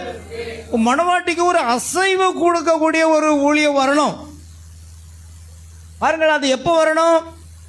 நிச்சயமாக அது நேரடியாக அதுதான் நடந்து கொண்டிருக்கிறது. இப்பொழுது என்ன நடந்து கொண்டிருக்கிறது? சன் ஆஃப் மேன் மினிஸ்ட்ரி, மனுஷகுமாரனுடைய ஊழியம். அல்லேலூயா. நாங்கள் அல்ல, பரிசுத்த ஆவியானவர் நாம் ஒவ்வொருவருக்குள்ளும் வாசம் செய்து அந்த கிரியைகளை செய்து கொண்டு வருகிறார். ஆமென். ஆகையால் இப்பொழுது நேரடியாக அதுதான் நடந்து கொண்டிருக்கிறது. கிறிஸ்துவின் மணவாட்டி நிச்சயமாக அதுதான் ஏற்ற வேளையின் செய்தி. கிறிஸ்துவின் மணவாட்டி நிச்சயமாக அவள் அப்போஸ்தலர்கள், தீர்க்கதரிசிகள், போதகர்கள், சுவிசேஷகர்கள் மற்றும் மேய்ப்பர்களை உடையவளாக இருக்கிறாள். அது சரியா? சபையோர் ஆமென் என்று கூறுகின்றனர். அதுதான் கிறிஸ்துவின் மணவாட்டி. நிச்சயமாக அவளுக்கு ஒரு ஊழியம் உண்டு, ஒரு மகத்தான ஊழியம், இந்த காலத்துக்குரிய ஊழியம். அது மிகவும் எளிமையானதாக இருக்கும், ஆனால் அசைக்கக்கூடியதாக இருக்கும். ஆமென். இந்த ஊழியம் எளிமையாக இருக்கும், ஆனால் அசைக்கக்கூடியதாக ஒரு முதலாக ஊழியம் துவங்கின பொழுது அப்போஸ்தலர்கள் எங்கும் சென்று சுவிசேஷம் பிரசங்கித்தார்கள். மார்க் 16:20 அவர்கள் எங்கும் சென்று சுவிசேஷத்தை பிரசங்கித்தார்கள். கர்த்தர் அவர்களோடு கூட கிரியைகளை நடப்பித்து அவர்களால் நடந்த அடையாளங்களினாலே என்ன செய்தாராம்? வசனங்களை உறுதிப்படுத்தினார். ஆமென். பாருங்கள், அதுதான் காரியம். நாம் எங்கும் சென்று சுவிசேஷத்தை, இந்த மணி நேரத்துக்கான செய்தியே நாம பிரசங்கிப்போமானால் கர்த்தர் அவர்களோடு கூட என்ன செய்வாராம்? அற்புதங்கள், அடையாளங்களை செய்து நாம் பேசுகிற செய்தி உண்மை என்பதை நிரூபிப்பார். ஆமென். அல்லேலூயா. அது மீண்டும் வந்திருக்கிறது. இத்தனை சபை காலங்கள் வந்து முழுவதுமாக ஸ்தாபனங்கள் ஏற்பட்டு சத்தியம், உண்மையான சத்தியமெல்லாம் மறக்கப்பட்டு போன காலகட்டத்தில் மறுபடியும் கர்த்தர் நம்மை உயிரோடு எழுப்பி இருக்கிறார். மறுபடியும் அந்த நிலைக்கு வருகிறோம். பாருங்கள், அப்போஸ்தலர்கள், தீர்க்கதரிசிகள், சுவிசேஷகர்கள், மேய்ப்பர்களை கொண்டுதான் கர்த்தர் ஆரம்ப ஊழியத்தை துவக்கினார். என் பிதா என்னை அனுப்புனது போலவே நானும் உங்களையும் அனுப்புகிறேன். ஆமென். சொன்னாரா இல்லையா? நீங்கள் மரித்தோரை உயிரோடு எழுப்புங்கள், குஷ்டரோகிகளை சுகப்படுத்துங்கள், பிசாசுகளை துரத்துங்கள். அல்லேலூயா. இலவசமாய் பெற்றீர்கள், இலவசமாய் கொடுங்கள் என்று அவர்களை அனுப்பினார். பிசாசுகள் எல்லாம் ஓட ஆரம்பித்தது. ஆண்டவரே உம்முடைய நாமத்தை சொல்லும்போது பிசாசுகள் எல்லாம் ஓடுகிறதா. அநேக அற்புதங்கள் அடையாளம் நடந்தது. அதுதான் ஊழியத்தின் துவக்கம். ஆமென். ஆனால் இந்த கடைசி நாட்களிலே ஒரு பின்மாறி நம் மத்தியில் வர வேண்டி இருக்கிறது. மறுபடியும் அதே ஊழியம், அப்போஸ்தலருடைய காலத்தில் என்ன ஊழியம் நடந்தோ அதே ஊழியம் திரும்பமாக வந்திருக்கிறது. அல்லேலூயா. பாருங்கள், அப்போஸ்தலர்கள் இயேசுவின் உயிர்த்தெழுதலை குறித்து பலமாய் சாட்சி கொடுத்தாங்க. இன்னைக்கு அதே அபிஷேகமானது மறுபடியும் மணவாட்டியை அபிஷேகிக்கிறதை நாம் பார்க்கிறோம். அல்லேலூயா. பாருங்கள், அப்போஸ்தலர்கள் எல்லா உலகம் முழுவதும் போய் சுவிசேஷம் பிரசங்கம் பண்ணாங்க. அது நடந்தது என்ன? அவர்கள் மூலமாக நடந்த அற்புதங்கள், அடையாளங்களை கண்டு ஜனங்கள் என்ன செய்தார்களாம்? பயந்தார்கள். ஒருவரும் அவர்களுடனே கூட சேர துணியவில்லை. உலகத்தை கலக்கிறவர்கள் இங்கே வந்து விட்டார்கள். இந்த அப்போஸ்தலர்கள் உலகத்தையே கலக்குனாங்களாம். நம்முடைய தீர்க்கதரிசி மல்கியா 4:5-6 பிரகாரம் அனுப்பப்பட்ட தேவ தீர்க்கதரிசியாக வில்லியம் மூலமாக உலகம் முழுவதும் கர்த்தர் 7 முறை கலங்க பண்ணினார். ஆமென். உலகத்தை கலக்குகிறவர்கள் இங்கே வந்து விட்டார்கள் என்றால் இந்த கடைசி ஃபைனல் மினிஸ்ட்ரி என்ன அப்படின்னா அப்படி ஒரு ஊழியம் வந்தாகணும். அது பிரணாமுடைய காலத்தில் அது ஸ்டார்ட் ஆயிட்டுன்னு சொல்றாரு. ஒரு மகத்தான ஊழியமா இருக்கும் அது. இந்த காலத்துக்குரிய ஊழியம் அது மிகவும் எளிமையாக இருக்கிறதுனால அநேகர் அதை கண்டுகொள்ள மாட்டாங்க. அநேக ஜனங்களும் ஸ்தாபனங்களும் பாரம்பரியமாகவே சென்று கொண்டிருக்கிறோம். ஆனால் நாம் பாரம்பரியமாக இருக்கக்கூடாது. நமக்கென்று மணவாட்டிக்கென்று வாக்குத்தத்தம் பண்ணின அந்த வாக்குத்தத்தை பெற்று நாம் வெற்றி நடையாக போக வேண்டும். நம்முடைய விசுவாசம் அது வளர்ந்து கொண்டே இருக்க வேண்டும். ஒரு எடுத்துக்கொள்ளப்படுதல் கேட்ட விசுவாசத்தை நாம் பெற்றுக்கொள்ள வேண்டியது அவசியமாக இருக்கிறது. ஹல்லேலூயா. ஆமென். கவனிங்க. ஆகையால் இயேசு இந்த மலையை பார்த்து என்றார். சரி, இப்பொழுது நாம் அந்த பாதை பாருங்க, கடைசி நாட்கள் அது நாம் பிரவேசித்துக் கொண்டிருக்கும் ஊழியம். நாம் அந்த பாதையில் சென்று கொண்டிருக்கிறோம். விரைவில் கர்த்தராக இயேசு கிறிஸ்துவின் வருகை இருக்கும். ஒரு நொடியில் ஒருமைப்படுதல், சபை மறுரூபமாக்கப்படுவதற்கு நமக்கு எடுத்துக்கொள்ளப்படுதல் கேட்ட விசுவாசம் இருக்க வேண்டும். சரிதானா? நாம் பெற்றிருக்கோமான ஆரோக்கியம். சும்மா வாரம் சபையில் வந்து அட்டெண்டன்ஸ் போட்டு போயிடாதீங்க. நம்ம போன வருஷத்தோட இந்த வருஷம் வளர்ந்துருக்குமா, போன மாதத்தோட இந்த மாதம் இன்னும் வளர்ந்துருக்குமா, நம்முடைய விசுவாச ஜீவியம் வளர்ந்திருக்கிறதா என்று ஆராய்ந்து பாருங்க. அல்லேலூயா. பாருங்கள், இந்த ஸ்தாபனங்களில் ஏதோ சங்க பணத்தை கொடுத்து விட்டு அந்த பெயரை ரிஜிஸ்டரில் எழுதிட்டா போதும், முடிஞ்சுது. இன்னைக்கு அவர்கள் அதில் என்ன செய்கிறார்கள்? திருப்தி அடைகிறார்கள். நாம் திருப்தி அடைய முடியாது. ஆமென். நாம் அதிலெல்லாம் திருப்தி அடைய முடியாது. தேவன் நமக்காக வாக்குத்தத்தம் பண்ணின அந்த வார்த்தைகள் நம்மில் நிறைவேறதை காணும்போது தான் நாம் திருப்தி அடைய முடியும். ஆமென். ஆக நமக்கு எடுத்துக்கொள்ளப்படுதல் கேட்ட அந்த விசுவாசம் இருக்க வேண்டும். இல்லை என்றால் நாம் எடுத்துக்கொள்ளப்படுதல் செல்லவே முடியாது. நல்ல கவனிச்சிடுங்க. நான் உங்கள் சர்ச்சுக்கு தான் வாரம் பாஸ்டர், நான் காணிக்கை கொடுப்பேன், தசமாம் கொடுப்பேன், எல்லாம் செய்வேன், ஆராதனையை கரெக்ட் டைமுக்கு வந்துடுவேன், எல்லாம் கரெக்டு தான். ஆனால் உங்களுக்குள்ள என்ன இருக்கணும் சொல்லுங்கள், வாயத்தந்து விசுவாசம் இருக்கணுமா? எடுத்துக்கொள்ளப்படுதல் கேட்டு விசுவாசம் எல்லாருக்கும் இருக்கு. யாருக்கு இல்லை? விசுவாசம் இல்லைன்னா நீங்கள் எங்கே வந்து உட்காருவீங்களா? நீங்கள் அவிசுவாசிகளா? இல்லை, நீங்கள் விசுவாசிகள் தான். ஆனால் அந்த விசுவாசி பரிபூரணப்படணும். ஆமென். நீங்கள் விசுவாசிகள் என்பதனாலேயே தேவனுடைய வார்த்தையை கேட்க வருகிறீர்கள், தேவனை ஆராதிக்க வருகிறீர்கள். ஆனால் எடுத்துக்கொள்ளப்படுதல் கேட்ட விசுவாசம், ஒரு இமைப்படுதல், மறுரூபமடக்கூடிய ஒரு விசுவாசம் நமக்கு தேவையாக இருக்கிறது. புரிகிறதா? அல்லேலூயா. ஆகையால் இப்படியே நாம் போய் கொண்டிருக்க கூடாது பிரியமானவர்களே. அந்த ஊழியம் ஆரம்பிச்சிட்டது, அது மகத்தான ஊழியம். அது அசைக்கக்கூடியதாக இருக்கும், அது எளிமையாக இருக்கும். ஆமென். ஆகையால் அது கண்டிப்பாக இந்த கடைசி சபையின் வல்லமை தன் சகோதரர்களை உயிரோடு கொண்டு வரும். இந்த கடைசி சபை லவோதிக்கேயா சபையினுடைய முடிவிலே எடுத்துக்கொள்ளப்படுதல் நடைபெறும். ஆதாமுக்கு 7ஆம் தலைமுறையான ஏனோக்கு மரணத்தை காணாதபடி எடுத்துக்கொள்ளப்பட்டான். அல்லேலூயா. ஏனோக்கு எப்படி எடுத்துக்கொள்ளப்பட்டான் பாருங்கள், நாம் வாசித்தோம். எபிரேயர் 11ஆம் அதிகாரம் 5வது வசனம். எபிரேயர் 11. விசுவாசத்தினாலே ஏனோக்கு மரணத்தை காணாதபடிக்கு எடுத்துக்கொள்ளப்பட்டான். தேவன் அவனை எடுத்துக்கொண்டபடினாலே அவன் காணப்படாமற் போனான். அவன் தேவனுக்கு பிரியமானவன் என்று அவன் எடுத்துக்கொள்ளப்படுவதற்கு முன்னமே சாட்சி பெற்றான். விசுவாசத்தினாலே ஏனோக்கு மரணத்தை காணாதபடி எடுத்துக்கொள்ளப்பட்டான். தேவன் அவனை எடுத்துக்கொண்டபடினாலே அவன் காணப்படாமல் போனான்.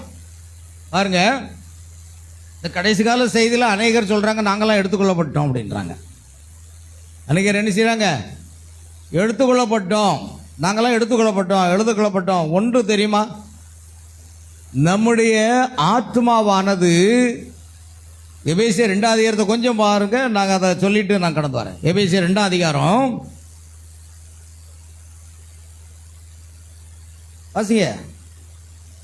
அக்கிரமங்களினாலும் பாவங்களினாலும் மரித்தவர்களாய் இருந்த அக்கிரமங்களினாலும் பாவங்களினாலும் மரித்திருந்த நம்மை உங்களை உயிர்ப்பித்தார். அவைகளில் நீங்கள் முற்காலத்திலே இவ்வுலக வழக்கத்திற்கேற்றபடியாகவும் கீழ்ப்படியாமையின் பிள்ளைகளிடத்தில் இப்பொழுது கிரியை செய்கிற ஆகாயத்து அதிகார பிரபுவாகிய ஆவிக்கேற்றபடியாகவும் நடந்து கொண்டீர்கள். அவர்களுக்குள்ளே நாம் எல்லாரும் முற்காலத்திலே நமது மாம்ச இச்சையின்படியே நடந்து தேவனோ இரக்கத்தில் ஐஸ்வர்யமுள்ளவராய் நம்மில் அன்பு கூர்ந்த தம்முடைய மிகுந்த அன்பினாலே அக்கிரமங்களினாலும் பாவங்களினாலும் மரித்திருந்த நம்மை கிறிஸ்துவுடனே கூட உயிர்ப்பித்து கிருபையினாலே ரட்சிக்கப்பட்டீர்கள். கிறிஸ்து இயேசுவுக்குள் அவர் தம்மிடத்தில் வைத்த தயவினாலே தம்முடைய கிருபையின் மகா மேன்மையான ஐஸ்வர்யத்தை வருங்காலங்களில் விளங்கச் செய்வதற்காக கிறிஸ்து இயேசுவுக்குள் நம்மை அவரோடே கூட எழுப்பி உன்னதங்களிலே அவரோட வைத்திருக்கிறார். எந்த வசனம் வாசித்தீங்க? 7வது வசனம். That in the ages to come he might show the exceeding riches of his grace in his kindness toward us through Christ Jesus. பாருங்க, கர்த்தர் உன்னதங்களிலே நம்மை வைத்திருக்கிறார், உயர்ந்த இடங்களிலே வைத்திருக்கிறார். அல்லேலூயா. பாருங்கள், நம்முடைய ஆத்மாவானது கிறிஸ்துவுடனே கூட தேவனுக்குள் மறைந்திருக்கிறது. நாம் உன்னதங்களில் கர்த்தர் வைத்துட்டார். நம்ம உன்னதங்களில் நம்முடைய ஆத்மா. ஆனால் நம்ம சரீரம் என்ன செய்யுது? இன்னும் பூமியில தான் இருக்குது. நம்முடைய சரீரம் இன்னும் மறுரூபப்படலை. ஆனால் ஆத்மா என்ன செய்திருக்கிறது? பாவத்திலிருந்து விடுதலை பெற்று ஆத்மாவானது கிறிஸ்துக்குள்ளாக மறைந்திருக்கிறது. ஜீவ கிறிஸ்து வெளிப்படும் போது நாமும் அவரோடு கூட வெளிப்படுவோம். அதனால பாருங்கள் பிரியமானவர்களே, நாம் உன்னதங்களிலே இருக்கிறோம் என்று அங்கு வேதம் தெளிவாக சொல்லுது. கிறிஸ்து இயேசுக்கள் நம்மை அவரோடு கூட எழுப்பி உன்னதங்களிலே அவரோடு கூட உட்காரவும் செய்தார். ஆனால் சரீரத்தில் இருந்து கொண்டிருக்கிற நாம் எடுத்துக்கொள்ளப்படுதல் நடந்தாயிற்று என்று அநேகர் சொல்லி கொண்டிருக்கிறார்கள், செய்தியில் இருக்கிறவங்க. ஆனால் அது மிகப்பெரிய தவறு. ஏன்னா ஏனோக்கு மரணத்தை காணாதபடி எடுத்துக்கொள்ளப்பட்டான். பின்பு அவன் காணப்படாமல் போனான். பாருங்கள், எங்க இருக்கிறது? கொஞ்சம் English வாசிக்கட்டும்.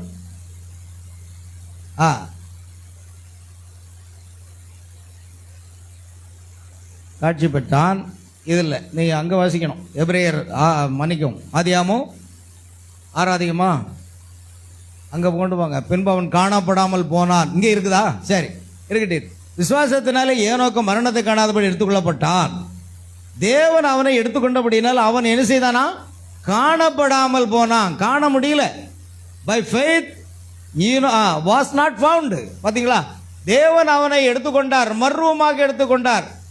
By faith Enoch was translated that he should not see death and was not found. Amen. அவனை காணல, அவன் காணாம போயிட்டான். டிஸ்அப்பியர்டு, எங்கேயோ காணாம போயிட்டான். எங்க போனா? தேவன் அவனை பரலோகத்துக்கு எடுத்துக்கொண்டார்.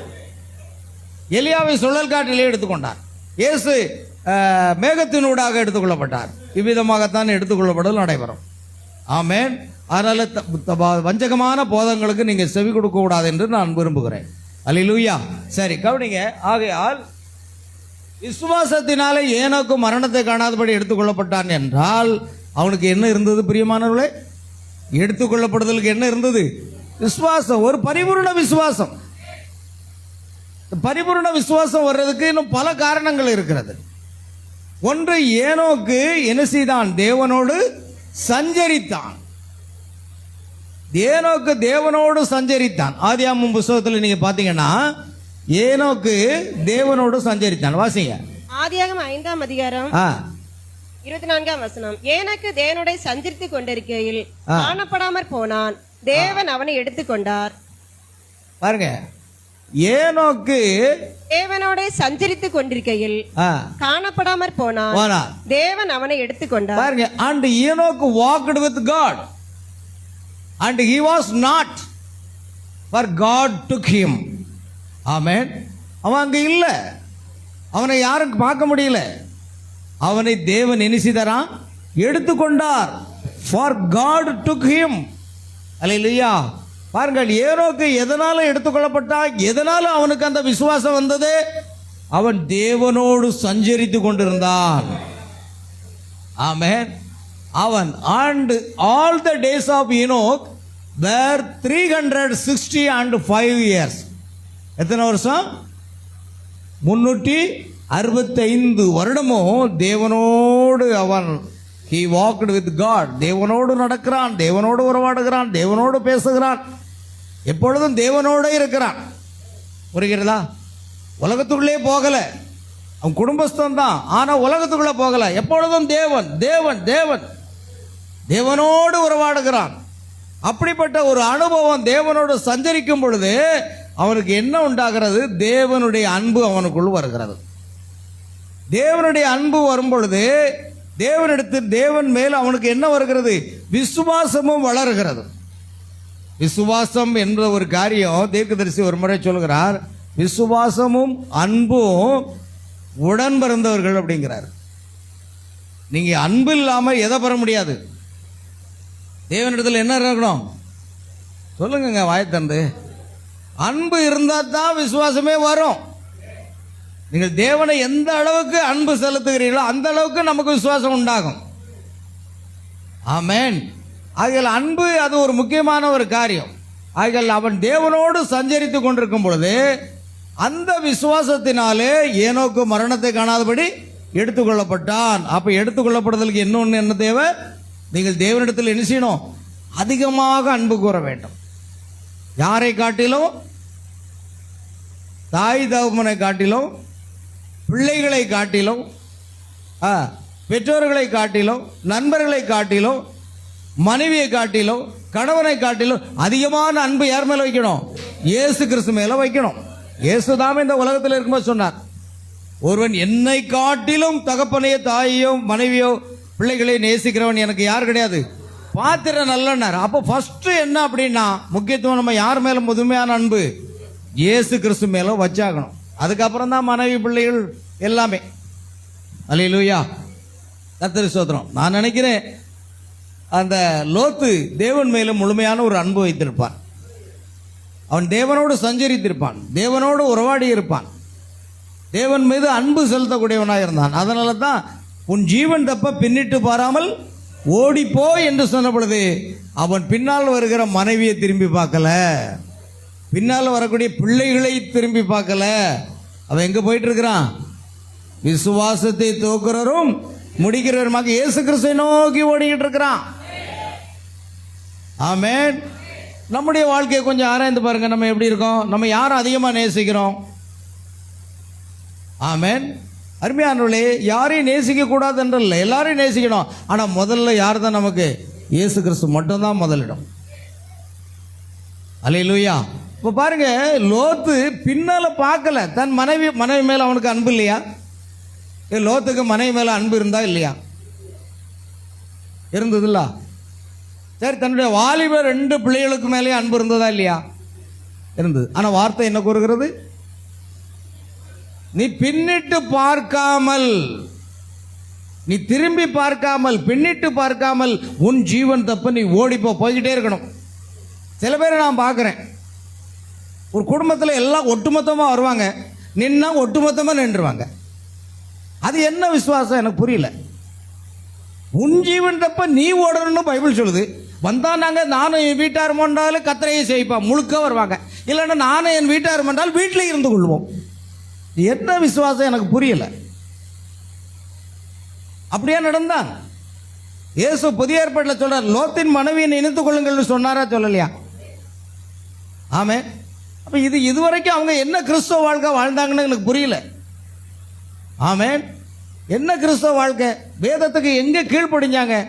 யார் வந்தாலும் சரி வரட்டாலும் சரி, நான் பரலோகத்துக்கு போகணும், நான் ஆராதிக்கணும், நான் வார்த்தையை கேட்கணும், அதுதானே சரி. ஆமென். நான் வந்தா ஒட்டுமொத்தமா வந்தா பரலோகத்துக்கு நாங்கள் ஒட்டுமொத்தமா வருவோம் குடும்பமா, இல்லை ஒட்டுமொத்தமா நரகத்துக்கு போனாலும் ஒன்னாவே போவோம். இது என்னங்க கதை? பரலோகத்துக்கு போனாலும் குடும்பமா போகணுமா, நரகத்துக்கு போனாலும் குடும்பமா போகணும். அல்லேலூயா. அப்படி இல்லை வசனம். உன் ஜீவன் தப்ப நீ என்ன செய், ஓடிப்பா. லோத்துக்கு மனைவி மேல அன்பு இல்லையா, பிள்ளைகள் மேல அன்பு இல்லையா? ஆனா அதை காட்டிலும் தேவன் மேல அவனுக்கு அன்பு இருந்தது. அங்கதான் எடுத்துக்கொள்ளப்படுவதற்கு விசுவாசம் வரும். அல்லேலூயா. அந்த எரிகிற சோதம் கோமரா பட்டணம் எரிந்து கொண்டிருக்கிறது, அவனோ என்ன செய்தான்? அருமையாக பாதுகாக்கப்பட்டான் என்று பார்க்கிறோம். அல்லேலூயா. அதே போல அந்த வாலிப பிள்ளைகள், 2 வாலிப பிள்ளைகளுக்கு தாய் மேல அன்பு இல்லையா? காலையில இருந்து காப்பி போட்டு தரதுல இருந்து டிஃபன் பண்ணி தரதுல இருந்து எல்லாமே நம்ம தாய் தானே பண்றாங்க. அந்த தாய் மேல அந்த பிள்ளைகளுக்கு அன்பு இல்லையா? சொல்லுங்க ஐயா. இருந்ததா இல்லையா? இருந்தது. ஆனா பின்னிட்டு பார்த்தாங்களா? ஏன் சர்ச்சுக்கு வரல இன்னைக்கு? எங்க அம்மா வரல, ஆனாலும் நானும் வரல. இது என்ன கதைன்னு எனக்கு புரியல. அல்லேலூயா. இன்னைக்கு அதை தான் பார்க்குறோம். இன்னைக்கு பிள்ளைகள், வாலிப பிள்ளைகள் தாயை பார்க்குறாங்க, தகப்பனை பார்க்குறாங்க. ஆனால் இந்த லோத்தனுடைய 2 பிள்ளைகளும் என்ன செய்யல? தாயை கூட திரும்பி பார்க்கல.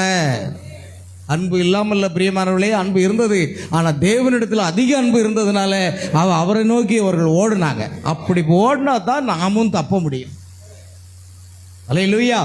ஆகையால் ஏனோக்கு தேவனோடு சஞ்சரித்து கொன்றையில் காணப்படாமற் போனான். தேவன் அவனை எடுத்துக்கொண்டார். God took him. அப்போ ஆகையால் பிரியமானவர்களே, கடைசி நாட்களிலே இந்த கடைசி சபையின் வல்லமை தன் சகோதரர்களை உயிரோடு கொண்டு வரும். அந்த சபையின் வல்லமை தன் சகோதரர்களை உயிரோடு கொண்டு வரும். ஆமென்.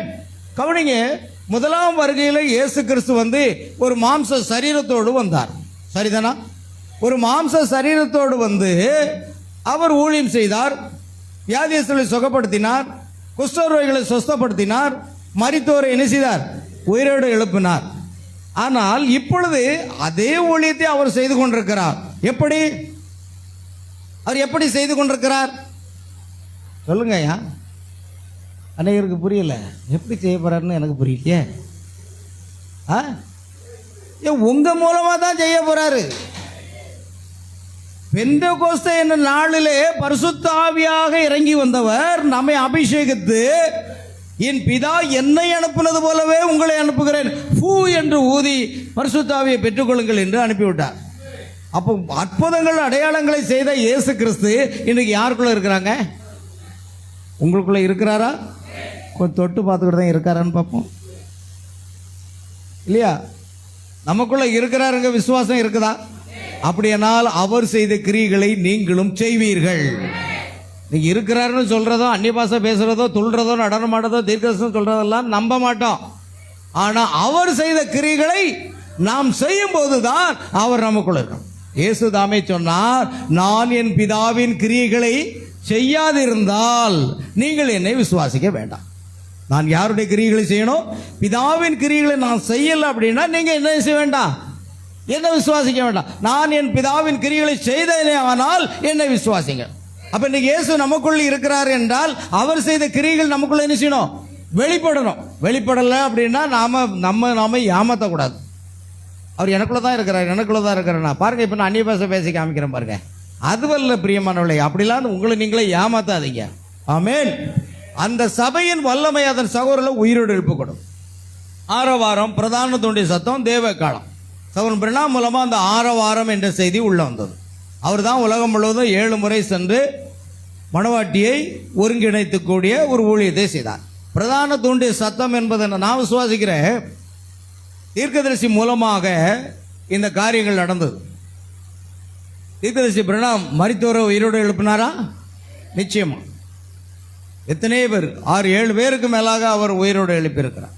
மரித்து போனவர்கள், செத்து போன மீன் குடல் எல்லாம் வெளியே வந்து தண்ணீரில் மிதக்கிற வழியில் அவருடைய ஜீவன் அதுக்குள்ளே செல்லும்படி கட்டளையிட்டார். அது என்ன செய்தது? இது செய்தது. அல்லேலூயா, கர்த்தருக்கு மகிமை உண்டாகட்டும். பாருங்கள், இதில் நான் அந்த காரியத்தை மாத்திரம் விட்டு விட்டேன். அந்த ஹார்ட்டி ரைட் அதை நம்ம அப்படியே விட்டுட்டோம். ஹார்ட்டி ரைட்டு அந்த பெண்மணிகிட்ட, நீ ஊனமிட்டு உன் சகோதரி சுகமாகணுமா என்ற ஒரு கேள்வி கேட்குறார். கர்த்தர் அதை கொடுத்தேன்னு சொல்கிறார். அடுத்து, உன்னுடைய ஏழ்மை நிலை மாறி உனக்கு பணம் வேணுமா, $10,000 வேணுமா, நீ கேட்டு அதை வாங்கிக்க. அடுத்ததாக இன்னொரு கேள்வி, உடல் சுகவீனமாக இருக்கிற உன்னுடைய குறுகிய நிலை இருக்கிற உன்னுடைய உடல் சுகமாக வேண்டுமா என்ற கேள்வி கேட்கிறான். நீங்க இந்த 3ல் எதை கேட்பீங்க?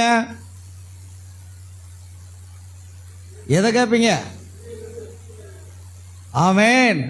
இந்த 3ல் எதை கேட்பீங்கன்னு தான் நான் கேட்டேன். ஆனால் அந்த பெண்மணி கேட்டாங்களா, ஐயா இவையெல்லாம் எனக்கு தேவையில்லையா, என் 2 வாலிப பையன்களும் ரட்சிக்கப்பட வேண்டும் என்று கேட்டுக்கொண்டார்கள். ஆமென், அல்லேலூயா. என் 2 வாலிப பையன்களும் ரட்சிக்கப்பட வேண்டும் என்று அந்த பெண்மணி கேட்டலாம். பாருங்கள், மரியாள் தன்னை விட்டு விடுபடாத நல்ல பங்கு. நீங்க பணம் கேட்டக்கூடாது. சுகம் தான், சுகம் தேவைதான், பணம் தேவைதான், எல்லாமே தேவைதான். ஆனால் அதை விட உயர்ந்த ஒரு காரியம், என்னுடைய வாலிப பையன்கள் சர்ச்சுக்கே போக மாட்டானுங்களாம், ஊதாரியா அலைவானுங்களாம். அந்த பையங்க 2 பேரும் ரட்சிக்கப்படணும்னு ஒரு கேள்வியை கேட்டார். ஓ, நீங்கள் ஏன் என் கணவர் ரட்சிக்கப்படக்கூடாது, என் மனைவியா ரட்சிக்கப்படக்கூடாது, என் பிள்ளைகள் ஏன் ரட்சிக்கப்படக்கூடாது என்று ஆண்டவரிடத்தில் கேட்கிறது இல்லையா? அருமையானவர்களே, அதுதான் மேலான காரியம். அந்த பெண்மணி அதைத்தான் கேட்டார். என் 2 பிள்ளைகளும் ரட்சிக்கப்படணும், பையன்களும் ரட்சிக்கப்பட வேண்டும் என்று சொன்னார். சொன்னார், கர்த்தர் அதை உனக்கு கொடுத்தேன் என்று சொன்னார். பிற்காலத்தில் அந்த பையங்க 2 பேரும் மனம் திரும்பி ரட்சிக்கப்பட்டு சபைக்கு போய் அதுக்கு அர்த்தால அந்த பிள்ளைகள் ஊழியம் செய்யக்கூடிய அளவுக்கு கர்த்தர் அவளை மாற்றினாராம். இது உண்மை சம்பவம், பொய் இல்லை. ஹார்ட்டி ரைட் என்பவருடைய சரித்திரத்தை நீங்க வாசித்து பாருங்க, புரியும். அல்லேலூயா. அப்போ நாம கேட்கறது உலகத்துக்குரிய காரியத்தை கேட்கக்கூடாதுங்க. ஆமென். நம்ம கேட்கறது, ஐயோ இந்த கடைசி கால தீர்க்கதரிசி செய்தியை அறியாத இருக்கிறாங்களே, அவர்கள் அறியணும் ஆண்டவரே, அப்படித்தான் கேட்கணும். நான் நம்முடைய சொந்த காரியத்தையே கேட்டிருக்கிறோம். ஆண்டவரே எனக்கு கொஞ்சம் பணம் கம்மியாக இருக்குது, கொஞ்சம் பணம் இருந்தால் நல்லா இருக்கும்ட்டு பணத்தை கேட்குறோம். பணம் வேணும், சுகம் வேணும், எல்லாம் வேணும். அதோட மேலானது ஆத்தும ரட்சிப்பு. அல்லேலூயா. அருமையானவர்களே, ஆகையால் கவனிக்க வேண்டும். அதான் ஹார்ட்டி ரைட்டினுடைய காரியம். இப்படி பொதுவான ஒரு உயிர்த்தெழுதல் உண்டாயிருக்கு, அதை நாம் நோக்கி இருக்கிறோம். பாருங்க, இந்த உயிர்த்தெழுதல் என்பது கொஞ்சம் நம்ம காமிக்கிறோம். அந்த சபையின் வல்லமை, இந்த மணவாட்டி சபையினுடைய வல்லமை என்ன செய்யுமா? மரித்தோரை உயிரோடு எழுப்புமா. இயேசு மாம்ச சரீரத்தில் இருந்தார். லாசருவே வெளியே வா என்று அழைத்தார். லாசரு உயிரோடு எழுந்து வெளியே வந்தார். ஆமென். அதே தேவனுடைய வல்லமை அப்போஸ்தலர்களுக்குள்ள இருந்தது. ஆமென், சரிதானா? அப்போஸ்தலர்களுக்குள்ள இருந்த பொழுது அவர்களும் அதே செயலை செய்தார்கள், அதே கிரியைகளை செய்தார்கள். இயேசுக்குள் இருந்த பரிசுத்த ஆவியானவர் அப்போஸ்தலருக்குள்ள இருந்தார். அதே பரிசுத்த ஆவியானவர் தீர்க்கதரிசி பிரணாமுக்குள் இருந்தார். ஓ, மரித்தோரை உயிரோடு எழுப்பும்படியாக தேவன் கிரியை செய்தார். ஓ, இந்த கடைசி நாட்களில் உங்களுக்குள்ளும் எனக்குள்ளும் அவர் இருக்கிறார். ஆமென். இந்த மணவாட்டிக்குள்ள இருக்கணும், தனிநபர் அல்ல. பிரணாமுடைய ஊழியத்தோட தனிநபர் ஊழியம் முடிந்து விட்டது. யாராவது தனிநபர் ஊழியம் இருக்கிறது என்று சொன்னால் அதை நம்பாதீங்க. மணவாட்டிக்கு ஒரு ஊழியம் உண்டு. ஆகையால் இன்றைக்கு அதே பரிசுத்த ஆவியானவர், ஆமென், நம்மை அபிஷேகித்திருக்கிறார். அந்த பரிசுத்த ஆவியானவர் நம்மை கொண்டுதான் ஊழியம் செய்கிறார். அப்போஸ்தலரை கொண்டு ஊழியம் செய்தது போல, பிரணாமை கொண்டு ஊழியம் செய்தது போல, இன்றைக்கு நம்மை கொண்டு கர்த்தர் என்ன செய்கிறார்? ஊழியம் செய்கிறார். ஊழியம் கர்த்தருடையது. நாம எந்த ஊழியத்தையும் செய்ய முடியாது. ஆமென். அப்ப கர்த்தர் என்ன செய்கிறார்? நமக்குள்ள பரிசுத்த ஆவியினால் நிறைத்து நம்ம மூலமாக அற்புதங்களை செய்கிறார், அதிசயங்களை செய்கிறார், பிசாசுகளை துரத்துகிறார், வியாதிகளை சுகப்படுத்துகிறார். எல்லாமே யார் மூலமா இப்பொழுது நடக்கிறது? நம் ஒவ்வொருவர் மூலமாக நடக்க வேண்டும். அதுதான் மணவாட்டியின் மகத்தான ஊழியம். அல்லேலூயா. அப்பொழுது எடுத்துக்கொள்ளப்படுதல் கேட்ட விசுவாசத்தை நாம் பெற்றுக்கொள்வோம். ஆமென். கவனிங்க, ஒரு உயிர்த்தெழுதல் என்பதை கொண்டு நான் விசுவாசிக்கிறேன். தீர்க்க செய்தி அடிப்படையில், பைபிள் அடிப்படையில் நான் சொல்ல போனா, அப்போஸ்தலர்கள் மரித்தோரை எழுப்பினாங்க, பிரணாம் மரித்தோரை எழுப்பினார், இயேசு மரித்தோரை எழுப்பினார். இன்றைக்கு பரிசுத்த ஆவியானவர் நம் மூலமாக இருந்து பரிசுத்தவான்கள் அத்தனை பேரை என்ன செய்யணும்? உயிரோடு எழும்பி வரணும். அந்த சத்தமாக தேவன் நம்மை வைத்திருக்கிறார். அல்லேலூயா. கவனிங்க, அடுத்ததாக பார்க்கிறோம்.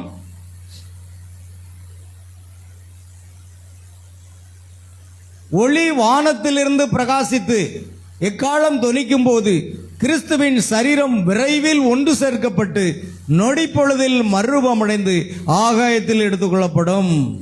அல்லேலூயா. ஆம், அத்தகைய ஒரு சம்பவம் நிகழ வேண்டும். அதற்காக நாம் இப்பொழுது காத்திருக்கிறோம். ஆமென். கவனிங்க,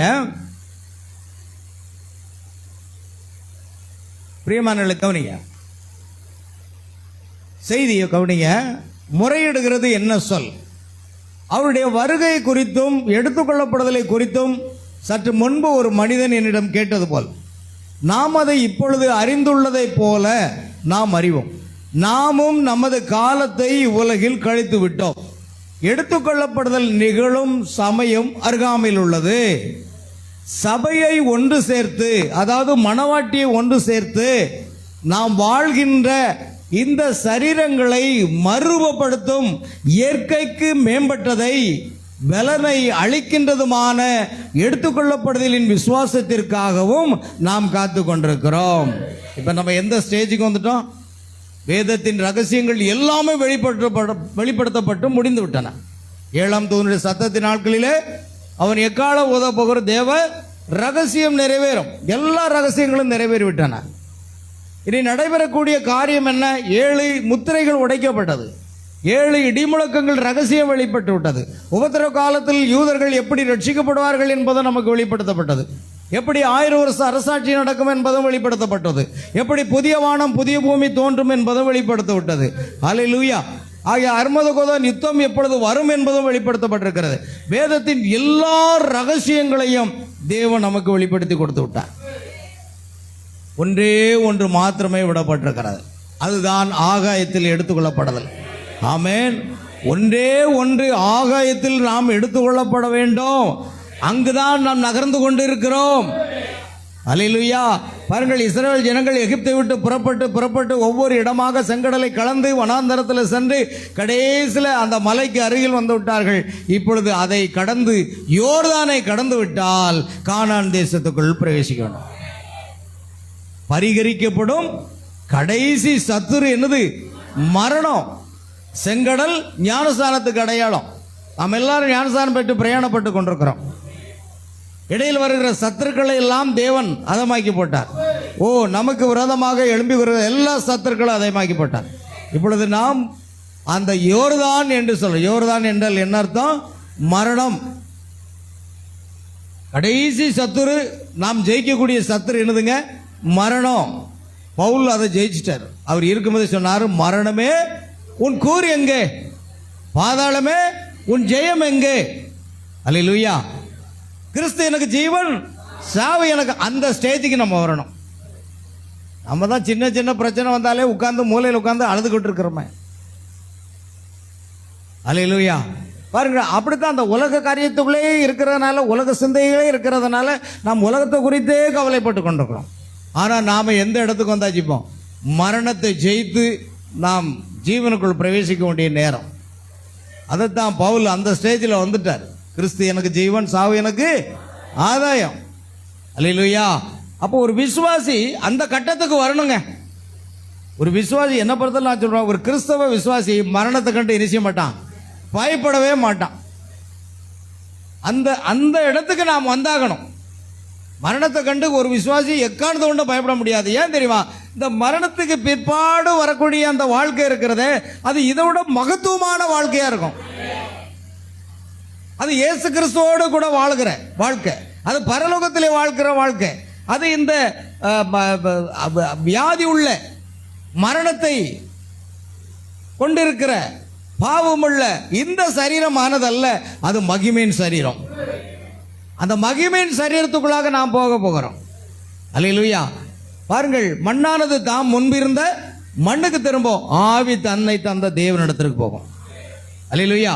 அப்படி நமக்குள்ள இருக்கிற ஆவியானது அங்கு பரலோக ராஜ்யத்துக்கு செல்கிறது. அங்கே தேவன் நமக்காக ஒரு ஸ்தலத்தை ஆயத்தப்படுத்தி வைத்திருக்கிறார். அதுதான் அவரை போன்ற மகிமையான ஒரு சரீரம். அந்த சரீரத்தில் பாவம் தொடாது, அந்த சரீரத்தில் வியாதி வராது. ஆமென். அந்த சரீரத்தில் மரணம் வராது. அப்படிப்பட்ட சரீரம் வேணுமா? இல்லை இந்த சரீரத்திலே நான் கொஞ்ச நாளைக்கு இருந்துட்டு வரேனே, என்ன செய்யலாம்? ஆமென். அல்லேலூயா. கர்த்தருக்கு சோதரம் உண்டாகட்டும். ஆகையால் பிரியமானவர்களே, இந்த சரீரம் கர்த்தர் எது வரைக்கும் நம்ம வைத்திருக்கிறாரோ அது வரைக்கும் இந்த உலகத்தில் நாம் போராடி வாழத்தான் வேணும். உலகத்தில் உங்களுக்கு என்ன உண்டு? உபத்திரவம் கொள்ளும். நான் உலகத்தை ஜெயித்தேன், திடன் கொள்வேன். அதனால் இந்த சரீரத்தில் நாம் உலகத்தில் போராட வேண்டியது போராடிக்கிட்டு தான் இருப்போம். ஆனால் ஒரு நாள் வரும், நாம் இமைப்பொழுதிலே மர்வமாகி ஆகத்தில் எடுத்துக்கொள்ளப்படுவோம். அப்பொழுது நமக்காக ஒரு மகிமையின் சரீரத்தை கர்த்தர் வைத்திருக்கிறார். சாகாமை உள்ள சரீரம், வியாதி இல்லாத சரீரம், பலகீனம் இல்லாத சரீரம். அப்படிப்பட்ட சரீரத்தை நாம் சுதந்திரித்துக் கொள்ள போகிறோம் என்ற இலக்கோடு நம்ம ஓடணும். ஒரு இலக்கு இல்லாமல் நம்ம ஏதோ ஏனதானோ என்று கிறிஸ்தவ வாழ்க்கையை மேற்கொள்ள முடியாது. நம்முடைய இலக்கு அதுதான். பின்னானவர்களை மறந்து முன்னானவர்களை நாடி ஓடணும்னு பவுல் சொல்கிற போல அந்த இலக்கை நோக்கி வந்துடும். இப்போ மரணத்தையும் நம்ம ஜெயித்தாச்சுன்னா அங்கே எங்கே போயிடலாம்? கானான் தேசத்துக்கு போயிடலாம். அல்லேலூயா. அதே போன்று பிரியமானவர்களே, நாமும் மரணத்தை ஜெயித்து முழுமையாக ஜீவித் அந்த மகிமையின் சரீரத்துக்குள்ளாக நாம் செல்லப்போகக்கூடிய ஒரு நேரம் வந்து கொண்டிருக்கிறது. ஆகையால் மரித்து போனவர்களை தேவன் இப்பொழுது நம் கண்களுக்கு முன்பாக உயிரோடு எழுப்பி அவர்களை நம்முன் கொடர்ந்து நிறுத்துவதையும், ஒரு மனிதன் நிழலை போன்று மாறும் அளவிற்கு அரித்தெடுக்கும் புற்றுநோயை சுகமாக்கி அவனை மறுபடியுமாக திடகாத்திரமான ஆரோக்கியமான மனிதனாக தேவன் மாற்றுவதை நாம் காண்போது அது ஜனங்களுக்கு எடுத்துக்கொள்ளப்படுதலுக்கு ஏற்ற விசுவாசத்தை நமக்கு அளித்தாக வேண்டும். எதை பார்க்கும்போது நமக்கு அந்த விசுவாசம் வளர்கிறது? தேவன் செய்கிற அற்புதங்கள். சபையில் மட்டும் இல்லை, உங்கள் மூலமாக அந்த அற்புதங்கள் நடக்குமானால் உங்களுக்கு அந்த எடுத்துக்கொள்ளப்படுதல் கேட்ட விசுவாசம் வந்துவிடும். உங்களை கொண்டு எதுவுமே நடக்கவில்லை என்றால் எடுத்துக்கொள்ளப்படுதல் கேட்ட விசுவாசத்தை நாம் என்ன செய்ய முடியாது? பெறவே முடியாது. படிப்படியாக வளருங்க. என்னைக்கும் சரிங்க, படிப்படியாக உங்கள் விசுவாசம் கொஞ்சம் கொஞ்சமாக வளரும். ஒரு தலைவலிக்கு ஒரு ஜெபம் பண்ணி சுகமாயிட்டு, ஒரு வயிற்று வலிக்கு ஜெபம் பண்ணி சுகமாயிட்டு, அப்படியே வந்து வந்து வந்து என்ன செய்யணும்? புற்றுநோய்க்கு சுகமாகி ஜெபம் பண்ணி சுகமாக்குற அளவுக்கு நீங்கள் வளர்ச்சி அடையணும். புரியுதா? வந்துட்டீங்களா? சர்ச்சுக்கு வந்துட்டோம் ஐயா. வந்துட்டீங்களான்னா விசுவாசத்தில் வந்துட்டீங்களான்னு தான் நான் கேட்டேன். ஏன்னா எதுக்காக நான் சொல்கிறேன்னா, உங்களை போன்ற சாதாரண ஒரு விசுவாசி, நான் சாதாரண விசுவாசி, ஒரு சாட்சி சொல்கிறதுக்கு பல வாரம் திட்டமிட்டேன். சென்னையில் ஒரு சாட்சியை சொல்கிறதுக்கு கூட அடுத்த வாரம் நான் ஒரு சாட்சி சொல்லணும் அப்படின்னு பார்ப்பேன், சொல்ல மாட்டேன். என் மனைவி அங்கேருந்து திரும்பி பார்ப்பேன். அவ்வளோதான், முடிஞ்சு. தைரியம் கிடையாது. எழுந்து உட்கார்ந்து சாட்சி சொல்ல நின்று சாட்சி சொல்கிறதுக்கு தைரியம் கிடையாது. அப்படி பல நாட்கள் கழித்து தான் ஒரு நாள் எழுந்து நின்று சாட்சி சொன்ன பாருங்க. அல்லேலூயா. ஒரு பாட்டும் பாடி சாட்சி சொன்னேன். கை கால் எல்லாம் வெலவெலுத்து போய் எல்லாமே என்ன ஆயிட்டு? வேர்வையாகி போச்சு. உள்ளங்கையெல்லாம் வேர்வை, கால் ரெண்டும் ஒரு கிழமை ஆடின மாதிரி ஆடிக்கிட்டு இருந்தோம். அல்லேலூயா. தன்னு அறியாமல் ஒரு பதட்டம். அப்படித்தான் முதல் நான் சாட்சி சொன்னதை நான் மறக்கலை. ஆனால் தேவனோ நம்மை அவருடைய கரத்தை பிடித்து கொஞ்சம் கொஞ்சமாக வளர வைத்து இன்னைக்கு உங்கள் மத்தியில் ஒரு ஊழியக்காரனாக நிறுத்தி இருக்கிறார்.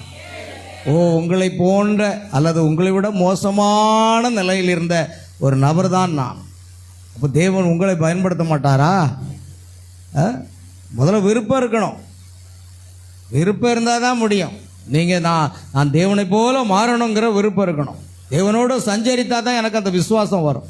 பாருங்கள், என் வாழ்க்கையில் நான் 25 வருஷமாக நான் விசுவாசியாக இருக்கிறேன். என் வாழ்க்கையில் ஒரு பிசாசம் கூட நான் தரத்தில்லையா? என்னங்க நான் விசுவாசி அப்படின்னு உங்களை நீங்களே நொந்து கொள்ளணும். புரியுதா? நான் ஒரு விசுவாசின்னு சொல்றதுக்கு எனக்கு என்ன இல்லை, எந்த தகுதியும் இல்லைன்னு உங்களை நீங்க நொந்து தேவசமத்தில் காத்திருந்து ஜெபிக்க ஆரம்பிக்கணும். அப்பதான் நீங்க வளர முடியும். இவனோடு சஞ்சரித்த ஏனோக்கு மரணத்தை காணாதபடி எடுத்துக்கொள்ளப்பட்டான். ஆகையால் இப்படியாக நாம் பார்க்கிறோம், மரித்தவர் உயிரிழந்து எழுப்புறாங்க, அற்புதம் நடக்கு, அதிசயம் நடக்கு, 2 கால்களும் நடக்க முடியாம நடக்கிறாங்க. அல்லேலூயா!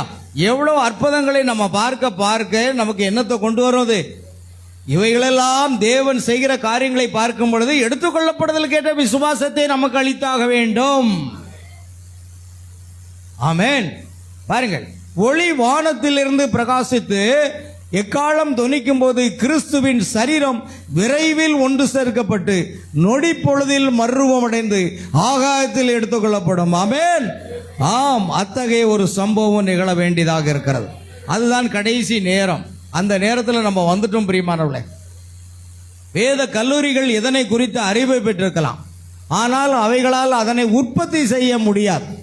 அவர்கள் அறிவுபூர்வமாக சரியாகவே இருக்கின்றனர்.